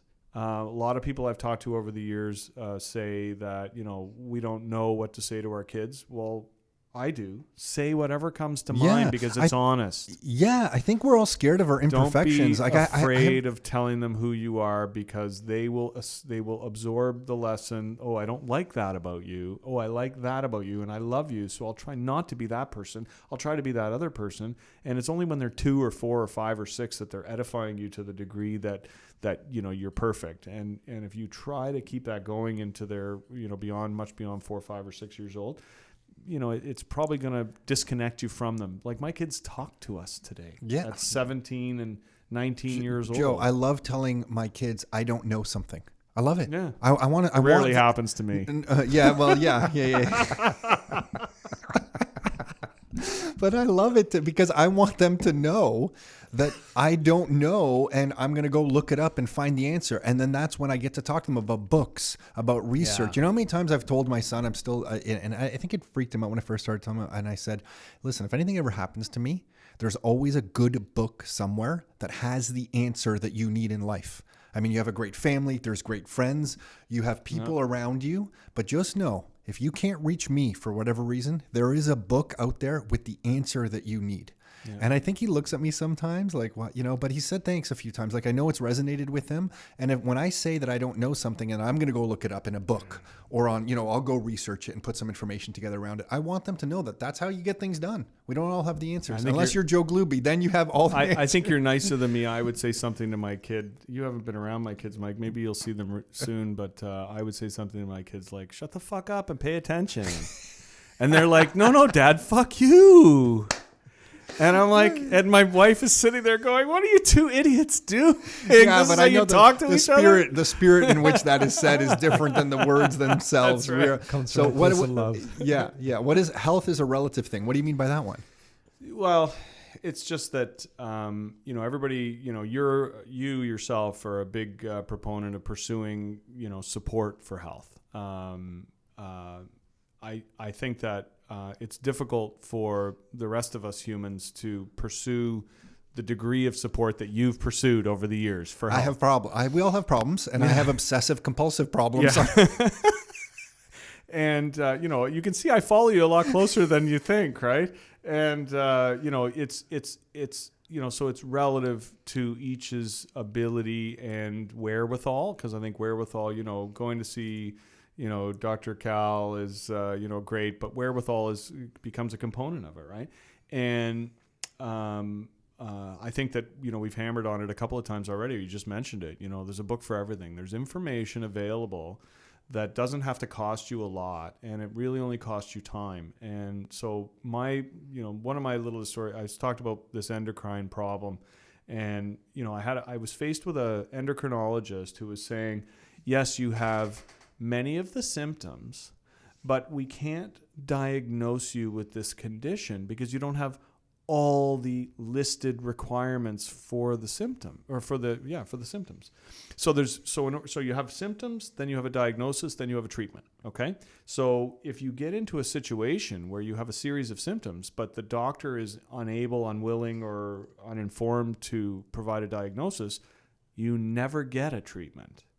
And now think about mental health. I mean, this is the number one problem with mental health, is that they spend too much time trying to diagnose and looking at symptoms instead of just trying to find treatments. You don't know this. Yesterday on the podcast, because we haven't put it out, clinical psychologist reached out to us. He was buying a property, found us randomly, found the podcast, reached out to us and said, hey, I'd like to come on, it was kind of mutual. I'm like, hey, what do you do? Yeah. He told me, I'm like, hey, if you want to come on to the podcast, come on.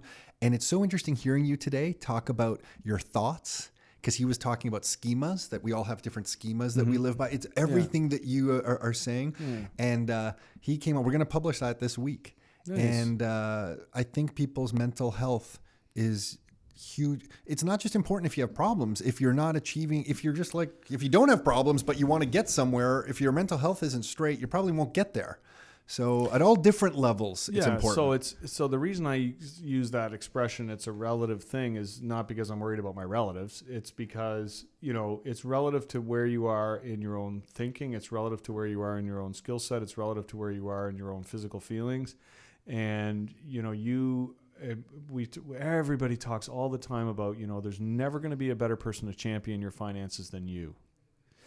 Not enough people say there's never going to be a person more interested in championing your health than you.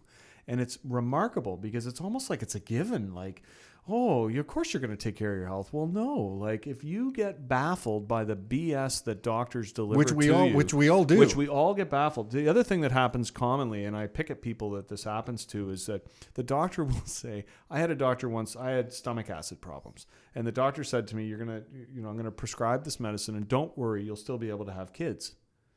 And I'm like, I wasn't worried until I was like 25, and he's like, don't worry, you're going to be able to have kids.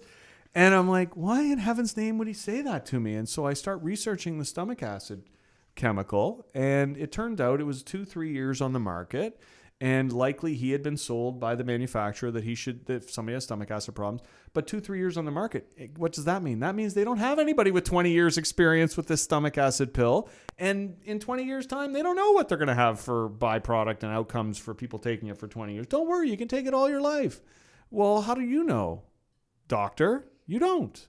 You're just parroting something else that somebody else told you because you're just another human on your path. And so for me, that deeper reasoning, that looking into it again, it comes up again and again in this theme, right? And so what happened for me was I literally had to take the endocrinologist, spin his arm around behind his back, and smash him into the wall and say, listen, you're either going to refer me to a surgeon or you're not going to leave the room. Did you really do that? No. Okay, I was going to say, I don't know what to believe with but you. I wanted to. But I wanted to. I didn't think you. And the end result was the surgeon's like, oh yeah, we have this all the time where you don't have quite all the things. But guess what? When we did the scan that we knew to look for, because we knew what your condition was and we knew what the symptoms were, we found a growth. Oh, there's a growth there. The endocrinologist had sent me to, I don't know, 3 MRIs, CAT scans, ultrasounds, and none of them could see the growth. And yet the surgeons who knew what to look for based on the described symptoms could see. So this is a hormone. It's called the parathyroid hormone, and it controls calcium, which is why I have a problem with osteo issues. Oh, got it. So it's controlling the amount of calcium my body's allowed to retain. So people are like, oh, why don't you take a calcium pill? Because the hormone will just activate and make you pee it out. Yeah. And so the hormone has to be fixed, and it's the gland, and the gland is damaged, and it's damaged because I'm a crackhead. Likely. Nobody knows for sure. And it's a very, very rare thing. And it's so rare, there's no medicine for it because there's no money in it because so few people have it. Have you ever Right? thought about changing your language? Like even when you joke saying it's damaged because I'm a crackhead, something about that. I only say that to you guys. Okay, because it bothers me. Yeah, okay. It's only for impact. Okay. Because I hear you say that, and I think so high. I don't know you. So the language that's going on in my head is that it's damaged because of my past behavior. It's damaged, and I don't even know it is. So it's damage that I have that may have been caused by how I treated myself in a period of my life that I don't choose to forget. I need to remember it, but I also recognize that if there's ever anybody listening who has a problem with drugs or alcohol and they don't think there's a solution, trust me, there is. And it starts with a choice. And so, yeah, you're right. The language is kind of negative. And I know you like to joke around, and I just you get to a point in your life where it's like the old guy who's willing to say anything to anybody, right? And, I can tell that I got about there when I was 40. Yeah, I got 40 is a pivotal year for whatever reason. What's this career? Yes, what did you? I told my boss to fuck off. Too bad it wasn't planned. What happened? So one of the things that happens when you don't take enough advice is you get in patterns of thinking that you should probably check your thinking with others, and I have a bad habit of not double checking. Hey, Mike, does this seem reasonable to you? Should I keep this $1 million property in Oakville because maybe it might rent out for carrying cost and give me a good return for years and years to come? I'm thinking I don't want to see it damaged anymore. I'm going to sell it, take a huge capital gains hit that I don't need, and get money that I don't need to go buy something else somewhere else. I mean, that makes sense to me. Does that make sense to you? You know my answer. Yeah. And so in this particular case, I've always tracked, you guys teased me on I recommended RBC Wealth Management in a VIP class a while ago, and it was like, and my message was, if you go to RBC Wealth Management or TD Wealth or whoever these people are at each organization, if you have, the wherewithal to do it, what ends up happening is trust me, they can navigate the bank better than you can. And the problem is you need to have X amount of legitimate wealth in order to qualify. And so you guys are like teasing, well, Joe's up for joint ventures and that sort of thing. But I had more money at that, before I told my boss to fuck off than I do today, because essentially what happened is the business was purring along and everybody was doing well, and the business was making millionaires. There's a bunch of us that became very successful working in this car dealership. And the problem was it was always about what have you done for me lately, and it wasn't necessarily what have you done for me lately. It was that I expect you to be here from 8:59 a.m. to 8:59 p.m. Never leave the building. Oh, wow. And work for me 50 hours a week. And there's no concessions. I don't give a shit that your kids are 14, 15, 16 years old and you want to go out with them and experience their lives and do things with them. And you get 2 weeks off. Oh, no, you've been here for 20 years. You can have 3 weeks off. And so, it's a story that you tell all the time. And it's not so much that there was a decision made a long time before with my family that it was okay that I was in that role. I really enjoyed the role. I've helped a lot of people over the years in a lot of different ways. Yeah, there was our mom. You reminded me that I had forgotten. Our mom bought a car from you. Yeah. So, and Nick was there for that and the experience. Oh, I wish I saw you and Nick together talking about this. He came back to me later and he said, I'm so pleased that we came to you guys because to you and to your office because, you treated me so well. And my mom had a lot of questions and, a lot of detailed analysis of the circumstances and, and you were so patient with her and positive and supportive. And there's been a lot of that. I've had customers that started with me that had zero credit and were literally, like I was when I started out, and over, helping them with their credit and helping them understand their obligations and walking them through it and so on and so forth. A lot of these people have gone on to be very, very financially capable. I've got multiple stories of people who have bought houses or actually bought their first house that they live in because, they came to me to buy a car. And I'm like, maybe you should think, more globally about your financial situation and blah, blah, blah. And anyway, so it was really good. I really enjoyed a lot of it. I bumped into a friend the other day and he said, do you miss it? A guy who works there. And I said, yeah, absolutely. I mean, there's parts of it that I really miss. But what I didn't miss was the treatment from the boss who said, after 20 years of being a senior manager here and answering only to me, you're now going to answer to this other guy. And by the way, I needed to punch a punch clock. And I was working 50 hours a week. Got it. And I didn't have any salary at all. It was all bonus based on the store's success and really? Is that how that role is? Commission. Well, that role was. Okay. I negotiated it years before. Okay. Not everybody is. Got it. A lot of guys Okay. have a salary. So if you tell me you're on a salary and I need you to punch in and out for a certain number of hours, I could see some logic to that. But there was nothing there. So anyway, so I said, this is going in a bad place. Maybe you should stop pressuring me like this. And he's like, no, this is what we have to do. And basically, it's not your business, it's my business. And you're going to do what I tell you. And I'm like, no, I'm not. Fuck you. I shouldn't laugh at that. So it just came out spontaneously? Yeah. No, it was me warning him 3 or 4 times. Listen, if you keep doing this, something bad's going to happen. He's like, I don't care. It's my business. I don't give a shit what you do. And I'm like, okay, well then, fuck you. And he's like, okay, I accept your resignation. Holy shit. And that day I had 3 appointments to sell cars, and I sold all 3 of those cars. And I said to those people, you might be my last customer ever. And then, then everybody's negotiating on my behalf with the owner of the dealership to try and convince him to have me stay, right? Joe's a good guy. Like, he's been here for 20 years and, maybe we should keep him. Like, he handles so many things for us. And so he slept on. He tells me at the end of the day, I'm going to sleep on and I'm going to decide tomorrow. And then he leaves me hanging all the next day. And I feel terrible. Like, I'm like crying that night. Like, I'm just devastated. Like, what have I done, right? And the next day I go in and all these people come out of the woodwork to buy cars from me. And I'm like, you're the guy who's going to be my last customer. And then another person comes, you're the guy who's going to be my last customer. And I sold a whole bunch of cars. And then he comes to me at the end of the day and he says, because you said you wouldn't answer to the other guy and now you have to work with him, I can't keep you here. And I'm like, okay, ciao, bye. And I talked to a friend of mine shortly. I sent out an email to some of my contacts and said, looks like I'm leaving. And he replied back and he said, trust me when I tell you that no matter where you go, you think you're all qualified and you can do, this at any dealership, but you have the same conversation with every one of those prospective employers. You're going to find the exact same thing. And sure enough, I took the next 6 months and I'm looking around and I'm talking to people and they were all like that. They were all like, I went into one dealership where there was one manager and one used car manager, and they sell thousands of cars. And I said to the owner that was looking at hiring me to replace the guy, and I said, so how many guys are actually going to organize and run all this? And he said, you work all the time we're open. And if you're not there because you take one day off a week, then the other guy will be there and he'll be working all the time we're open too, except for you guys will rotate those 1 day. So that's like, I don't know what it was, 55, 60 hours a week working for somebody else for a tiny, tiny cut of the net pie.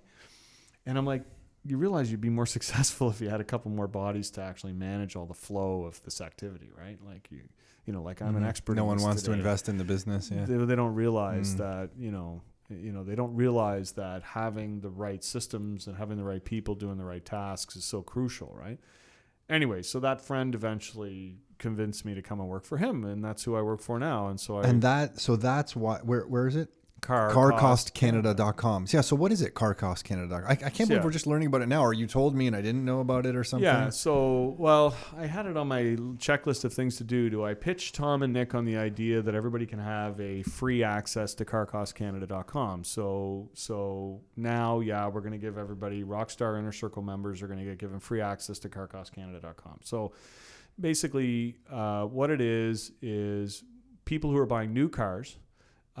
If you go to our website and you look up the car that you want, and we call it build and price. So, you pick your make and your model and your year and your style, RX or whatever you're picking. You go through a series of screens. We will give you information. We're just an information provider. And our secondary goal is to connect you with somebody who will give you a great deal on the car close to the information we're about to give. And the information we give is true dealer cost on the new car and all the hidden rebates and incentives that you may or may not know about. I feel like I never know about it. Like I know So there's a bunch of rebates and I always feel like I never know them all. You never do, because I'll give you an example of one. So there's a great one now that Audi just came out with. And Audi's latest one is hidden incentive. If you have a car allowance that you can show evidence either on your pay stub or with a contract, and you buy X vehicle from Audi, you'll get X dollars extra off. So what do? What does the Audi dealer do? No offense to Audi, I apologize. Yeah, but hate Car Cost Canada, they don't because I'm sharing advertise that, this. and that's part They're of their not actively advertising it. So, if you go to Audi and they say we need a pay stub to prove, or an employment letter to prove your employment, and if it shows this criteria is met, they get an extra $500 or $1,000 or $5,000 on some of these more expensive Audis, or a couple $1,000. So if you know about it, when you go in, that's a couple $1,000 you're going to get off the car without even batting an eye, because we've given you that information. So carcostcanada.com gives you the true dealer cost information of the car, the true lowest interest rates available in the marketplace for that car, and the true hidden rebates and incentives. So you can get an information advantage finally. You can get an information advantage, which has been your thing for a long time.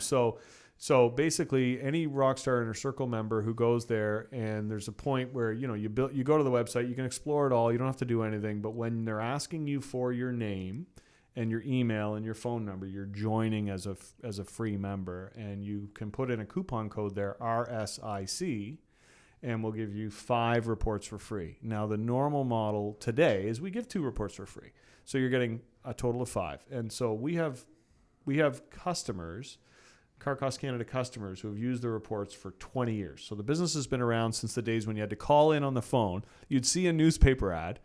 You would call in on the newspaper ad. You would give your credit card over the phone, and then they would mail you the report, or they would fax it to you. That was the big advancement around about 2000. They started faxing the report, right?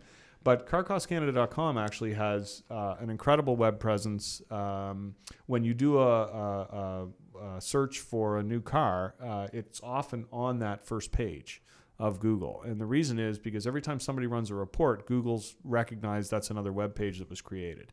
So that was thought of a long time ago. Every time somebody touches the site, another page is created. So you got all this presence in the background. So every once in a while, somebody will stumble on like 2014 Infiniti, and it's like, there's a page for that car because somebody built that report at some point in the past. So these pages exist, but most Very importantly, on new cars. Yeah. And so what do we do? So how do we make our money? If it's free for the public, we connect you with a dealer who's paying to have your name, but they pay $30 or $40. And the purpose is that dealer has been trained by me now to talk to you in a way that will treat you like I want you to be treated if I was selling you the car directly.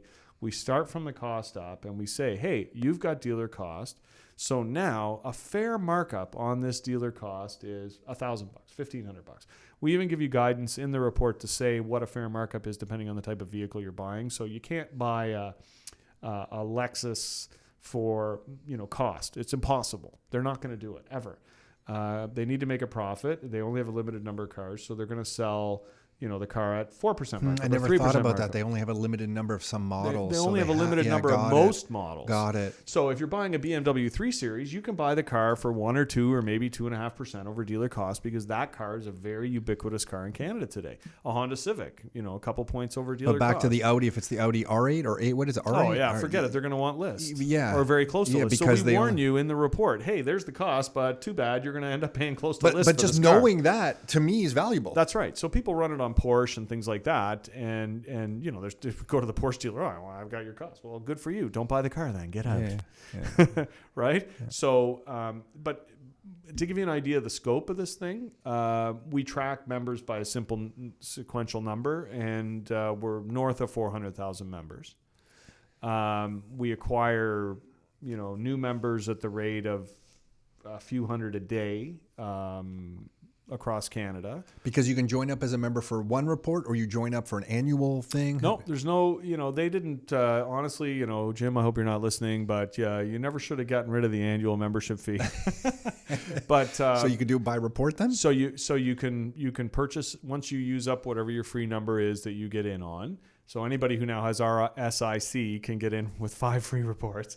But once you use those up, we try to monetize the member, and it's peanuts. It's a few dollars for additional reports, because when you're talking the scope of number of reports that we're running on a daily basis, a few dollars is more than enough to fund the business. And so we have dealers mostly all the way across the country, and we have a path for customers who don't get a referral for a dealer on their report. So you might get, we're in Oakville, so you might get buds of Oakville.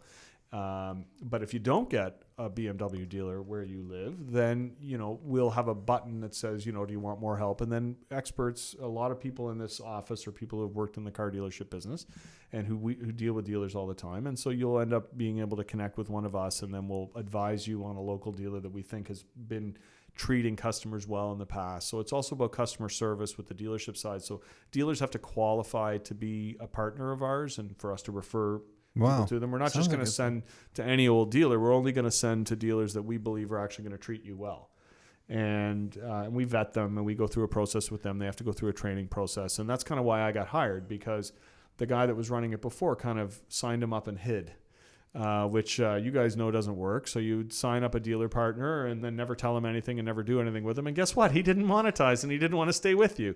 So my job is to, build those relationships both with customers and with dealers, and try to, so my hands are now going closer together. So it's to bring the customer and the dealer closer together. The customer wants to pay costs, the dealer wants to pay full price, but we want to try and get them to meet somewhere in the middle. It seems like a perfect fit for you, no? It's been pretty good. It's been a big challenge. I'm working too hard. But the advantage to me is, I'm joking around, I'm going to go golfing next. And there's a lot of flexibility with working, in an internet company. It's been really good. It's been really good. And what about, investing today?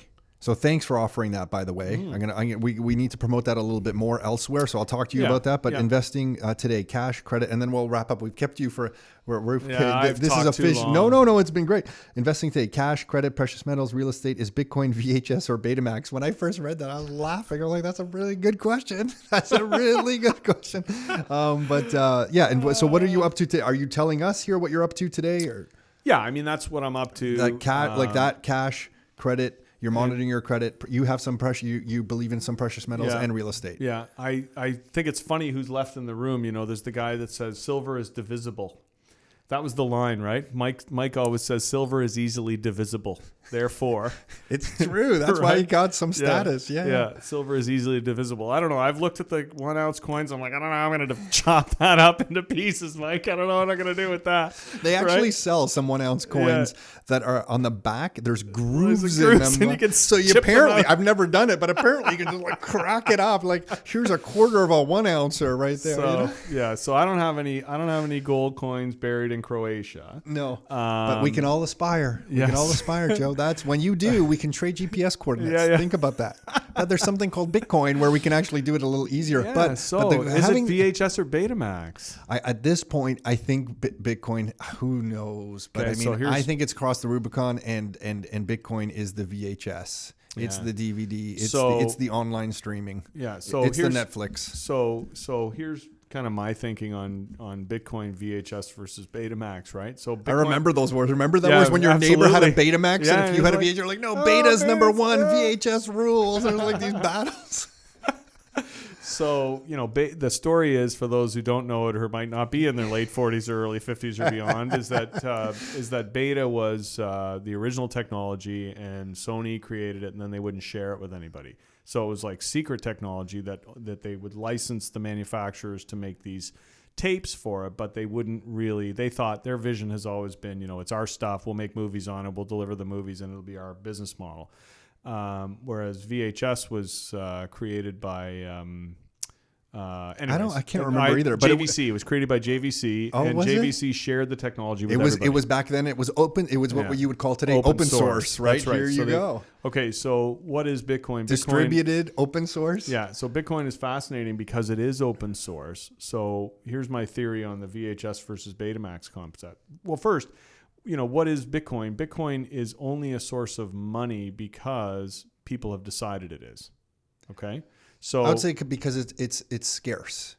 No, it's not because it's scarce, because there's lots of things that are scarce. but you can't really use them as a medium of exchange like you can use Bitcoin as a medium of exchange. And the reason is not necessarily because it's scarce, because Ethereum and all these things, they all have mathematical equations to make Joe them does have all the scarce, answers, Mike. It's conclusive right? now. But here's if you look at Bitcoin's website, it says it right on the website. The reason we are a source of money is because people have chosen for us to be a source of to be money. That's it. That's the only reason. It's but money. over time, I love this conversation. I don't mean to challenge you, but I'm saying because I've thought about this like a lot. And I'm like, but over time, humans naturally choose a thing of money that is the scarcest thing. Absolutely. So over time, it just, so I agree. So here's the problem. Here's the problem. The problem is, I agree with you that they do. That's why gold and silver have been historically, and unless we get off this planet and start to mine on another planet, they're going to continuously be.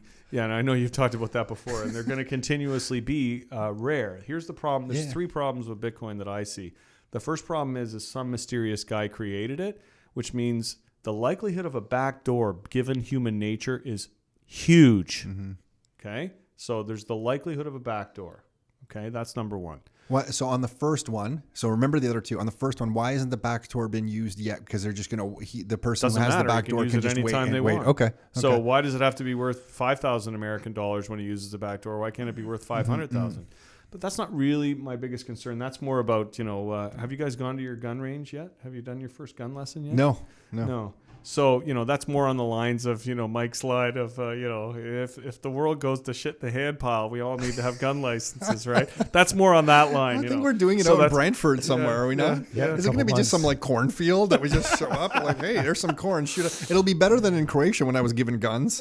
Here's a semi-automatic rifle, just start hammering. And I didn't know during the war, at the end of the war there, one of the guys in the village who's a family friend, basically like an uncle, but not related to the family, gives me this gun. I start shooting. It's like an automatic machine gun, and I start shooting it, and it starts going up. It starts going up in the air, and I'm like, "What the heck is this?" And there's 2 or 3 people next to me. I'm a Canadian kid, never shot this. I'm like, I'm lucky I didn't turn sideways, left or right, just wipe people out. So I'm sure whatever we get in Canada will be better than the instruction that I got previously. But anyway, backdoor.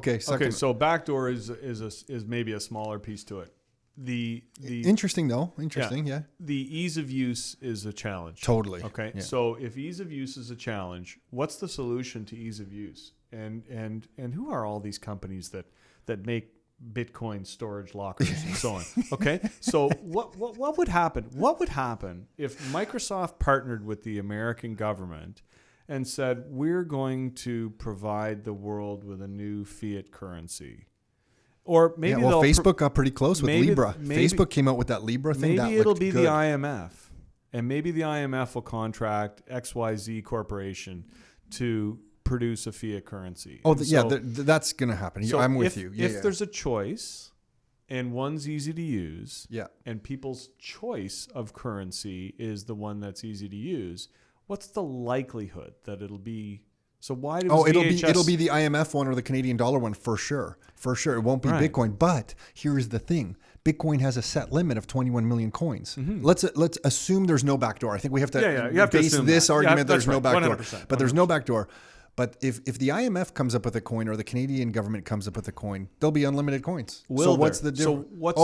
That would be the threat. Okay, that's good. They learned? That's good. What have they learned? Agree. That would be the threat. You're right. If they came out, if the Canadian government or the IMF came out and said, we're going to have one and it's going to be hard money.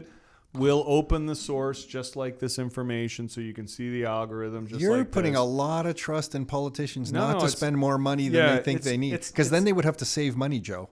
You're absolutely right. And come on. So what flashed in my mind was, do you want to talk about China and the United States, right? So that's what flashed in my mind, right? Because what happened? How do the Chinese overtake the American, the quote unquote petrodollar, right? Mm-hmm. So how do they overtake it? Well, it's one portion of the strategy. Maybe that would be good. I give you that one. That's over the backdoor one. I'd like to kind of. Yeah, you can't do anything about it. What are you going to do? Yeah, but if the government's there's a backdoor for everything. Nick and I have markets for gold. Nick and I have talked about. Right. Actually, we interviewed Saifuddin Ammous, who wrote the Bitcoin Standard, and he has a report after the book came out on just all the threats to Bitcoin, and his conclusions were pretty much your point number 2 here, saying the biggest threat isn't the network security. It's not all these other things. It's if the governments wake up and if they announce that they're going to have like a currency that's backed by something or has a hard number to its hard money. That's the biggest threat. And I agree with him 100%. I'm agreeing with you. It's a because choice then because you're choosing to use Bitcoin because you perceive it has a limit, because you perceive it's going to retain its value. And the problem is what you and I need to answer this question better because I don't know how to prove there's a limit, but there is a 21 million coin limit to the Bitcoin algorithm. Yeah, you can read it on their website if you believe what you read on the website. Yeah, no, okay, you're right. Right, you're right. I got to look into this point more. You're giving me homework. I like it. So, anyway, so I just think that it's highly likely that guys like Gates, guys like, other people that are, why does Zuckerman get into it? The reason these guys are all looking at it is because it's a new frontier. All you need to do is produce a product that gets you 1/1,000,000th of share every time a transaction occurs, and you're richer than the richest people in the world. When Libra was announced, so I don't know all the technical details of it now, but Visa and MasterCard were involved with it. Facebook was involved with it. Anybody who had a WhatsApp app can now, you and I through WhatsApp can send money. I'm like, this thing's brilliant. Yeah. Because they put in a basket of other currencies like US dollars and I think the Chinese yuan was in it or whatever. And I'm like, this thing can work. And 2 weeks later, it was all shut down. Right? It's like someone from the government tapped them and said, Visa pulled out, MasterCard pulled out, Facebook said they're not running it. So if you look at a MasterCard, I just saw this because I've shared this with you before. I follow Stansberry Research, which is this very libertarian American investment group. And they don't invest themselves. They just make recommendations and they do deep research. They have people in the right places in all the right categories and they do deep research. Now they're big Bitcoin supporters. They're also big on multiple different types of cryptocurrencies and crypto businesses, because the real business there may not be currency; it may be all the rest of crypto, for sure, right? Yeah, a lot of different things. But where was I going with that? I lost myself. Oh, I know where it was. MasterCard. So MasterCard has a project on the books that's you can dive into and find out more information about. That is their transitional opportunity for governments. So basically, how is MasterCard, it's a multi-billion-dollar corporation. Are they just going to go the way of, why would they? Are they going to go the way of, Xerox? I wonder if there's right? I wonder if there's an opportunity where Bitcoin grows a little bit and then you can kind of bail out of it and you can kind of transition to something else. Like I just wonder if there's a bright future for Bitcoin that maybe it is limited. Like maybe it is like for the next 18 months, 2 years, 3 years, and then governments are like, okay, we've had enough of this. Here's where we step in. That's right. The real frustrating thing for me about Bitcoin is that I have a very, very smart friend who now runs a really cool business here in GTA, and he's got lots of locations. And he was casting around before he went on his 1.5 year get married and go travel the world trip. He's like, I'm going to mine Bitcoin. Yeah. And it was like 2012. Oh my gosh. And I'm like, poo. Yeah. And I'm like, I would have said the same thing. What are you going to do? He's like, it's like $200 a Bitcoin or whatever it was, $500, $800 a Bitcoin. I'm going to mine it. And he looks all into it. And at that time, the cost of hydro was more than the value of the Bitcoin, right? To mine one coin, it was already counterproductive. Cost prohibitive. Cost prohibitive. So, anyways, but what kills me is I do a lot of that, right? I sold the house for motorcycles. I didn't buy the Bitcoin in 2012, but I bought gold in 2012, and in 2010, and in 2008, and in 2005, and in 2018, and in So I'm kind of stuck. And silver. Well, gold is and platinum, and. Central banks still hold gold on their balance sheets, right? And I think if you're going to play the game with the powers that be in this world, if they're holding gold on their balance sheets, they report it as a real, they give it a low value because they're using like the $35 an ounce or whatever. But if they're holding it there, I got to think that it's for a reason. Well, that's another prong of China's strategy, right? We'll just accumulate. We'll have all the gold mines. We'll accumulate all the gold. We'll partner with Russia, and we'll, elbow the Americans. How we go from an institution in Maine to talking about Joe's theories on China is amazing. I love this conversation. Yeah, I know I've kept you a long time. But, I appreciate your letting me ramble on. It's two-way street. We appreciate. You know what, Joe? Listen, you didn't have to share everything you just shared. And I'm sure we're going to hear from somebody who listens to this at some point, whether it's today or a year from now, on something that you said, help them overcome something, think differently. I hope so. No, 100%. Yeah. So That's the choice, right? So there's a thing in 12-step recovery where you're not supposed to put yourself out there as a representative of the organization. So I'm not a representative of the organization. I do a lot of things wrong. I've made a lot of mistakes. I did a lot of things bad before and after I got clean. I'm not the alcoholic drug addict who can say I did everything bad when I was wasted. I actually did everything bad when I was sober and then got wasted because of the pain of the stupid choices that I made. Okay. So, I'm not representing anything other than, if you make a choice and you take responsibility for your own actions and you make a choice to change and you ask for help and a lot of help and you keep asking for help and you never stop asking for help and you try and stay connected to people who are doing things that are beneficial to you and will help you. And if you stay connected to those things, you'll probably improve your life and improve your lot in life. And gain the respect back of parents and families who don't respect you, and gain the love and attention of wonderful people that are new in your life that don't even know, what you were like back then. And, I've got a 19-year-old kid and I'm 26 years clean. Awesome. No fronts in recovery. You don't get 27 until you hit the date. So, awesome, man. Yeah. So amazing story, Joe. Yeah. If anyone wants to find you, is the best place, checking out Car Cost Canada. Joe.glube at carcostcanada.com. Joe.glube at Car Cost Canada. And Glube is Glube. So Joe.glube at carcostcanada.com. Yeah. And if I owed you money back then, I will not pay. Just a parting shot. I'll tell you one parting story. So I'm in university and I'm teaching people hot knives, and it got a little out of control because there's no Bunsen burners or whatever in the dorm rooms. So I went out and bought a blowtorch. Okay. So, right. So I'm teaching hot knives and we're all getting high. People are happy. It's like the story on the floor and it's like, oh my God, what's going on in that room? Right. And, then, I basically we're all partying and I get drunk, and the next thing you know, the blowtorch is being used for destructive purposes instead of just for hot knives. And we don't burn anything down, but we definitely create a lot of smoke. And it's like 3:00 in the morning and the building gets vacated and, everybody's in the street like, okay, well, a week later it's like, okay, there's somebody with a blowtorch is the person who caused this. Who had a blowtorch in the university dorm room? It's like, okay.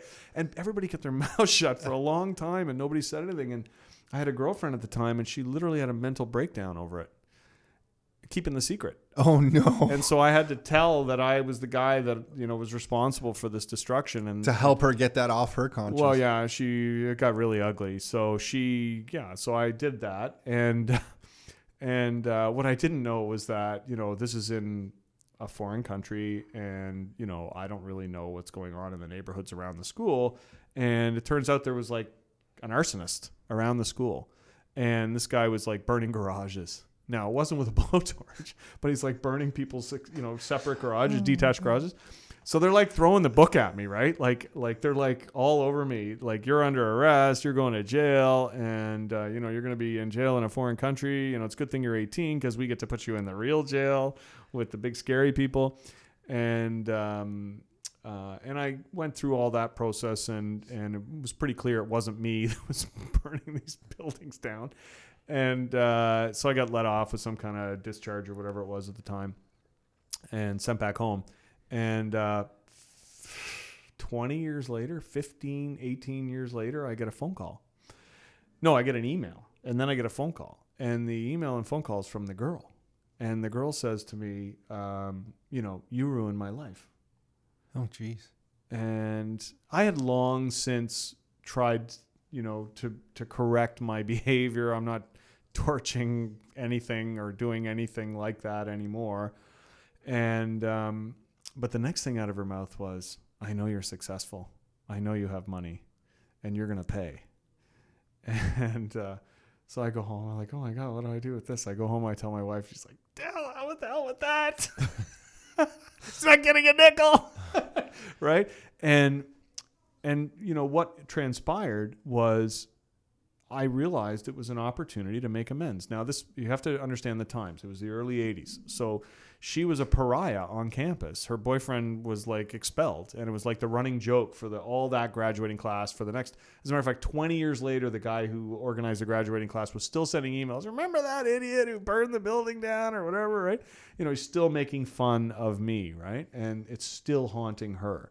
And still making fun of her. And she went and followed the Grateful Dead, which is something you could do back then. You could literally just go from town to town and live in the camps, and following the Grateful Dead was probably not a good lifestyle choice.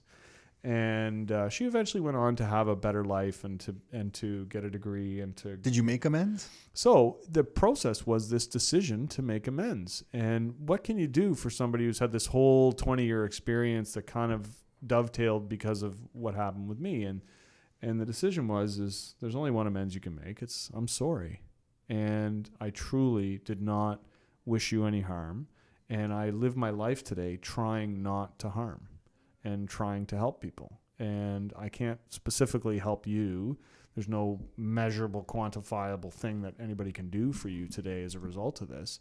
But on the other side of the coin, I'm trying to help other people when they get into trouble, and that's the outcome. Is you make amends by correcting your behavior today and improving what you do tomorrow. There you go. Mike, I don't know how we cross paths with Joe, but we're grateful, man. Thank you. Yeah. Thank you for everything you're doing. Thanks for sharing, man. Hey, everyone, it's Tom Kradza, and I think one of the most amazing things that we get to do as part of this business is work with so many different Canadians of all different backgrounds. Canadians who are born here, Canadians who are born out of the country, Canadians who are born in Toronto, Canadians who are moved to Toronto, young Canadians, older Canadians, everyone, all different backgrounds, ethnic groups, everything. So to be able to sit down and share some of their stories, including Joe's story right here, is just an amazing. I just feel kind of grateful to be able to sit down and have these kinds of conversations. So, thanks for listening. If you're listening to this and you want to check out the membership that Joe became part of, or anything that we have to offer, you can always go to rockstarinnercircle.com. You can go to rockstarinnercircle.com/member with the code YLYT. You'll get $200 off the initial sign-up fee. So that's YLYT. And you can see all the different benefits that you get as a Rockstar Inner Circle member. And if we are ever allowed to do bigger in-person meetings again, maybe we'll have to bring Joe up on the stage so everybody can hear his story in person. So anyway, with that, hopefully you're enjoying these. Thanks for listening. Until next time, your life, your terms.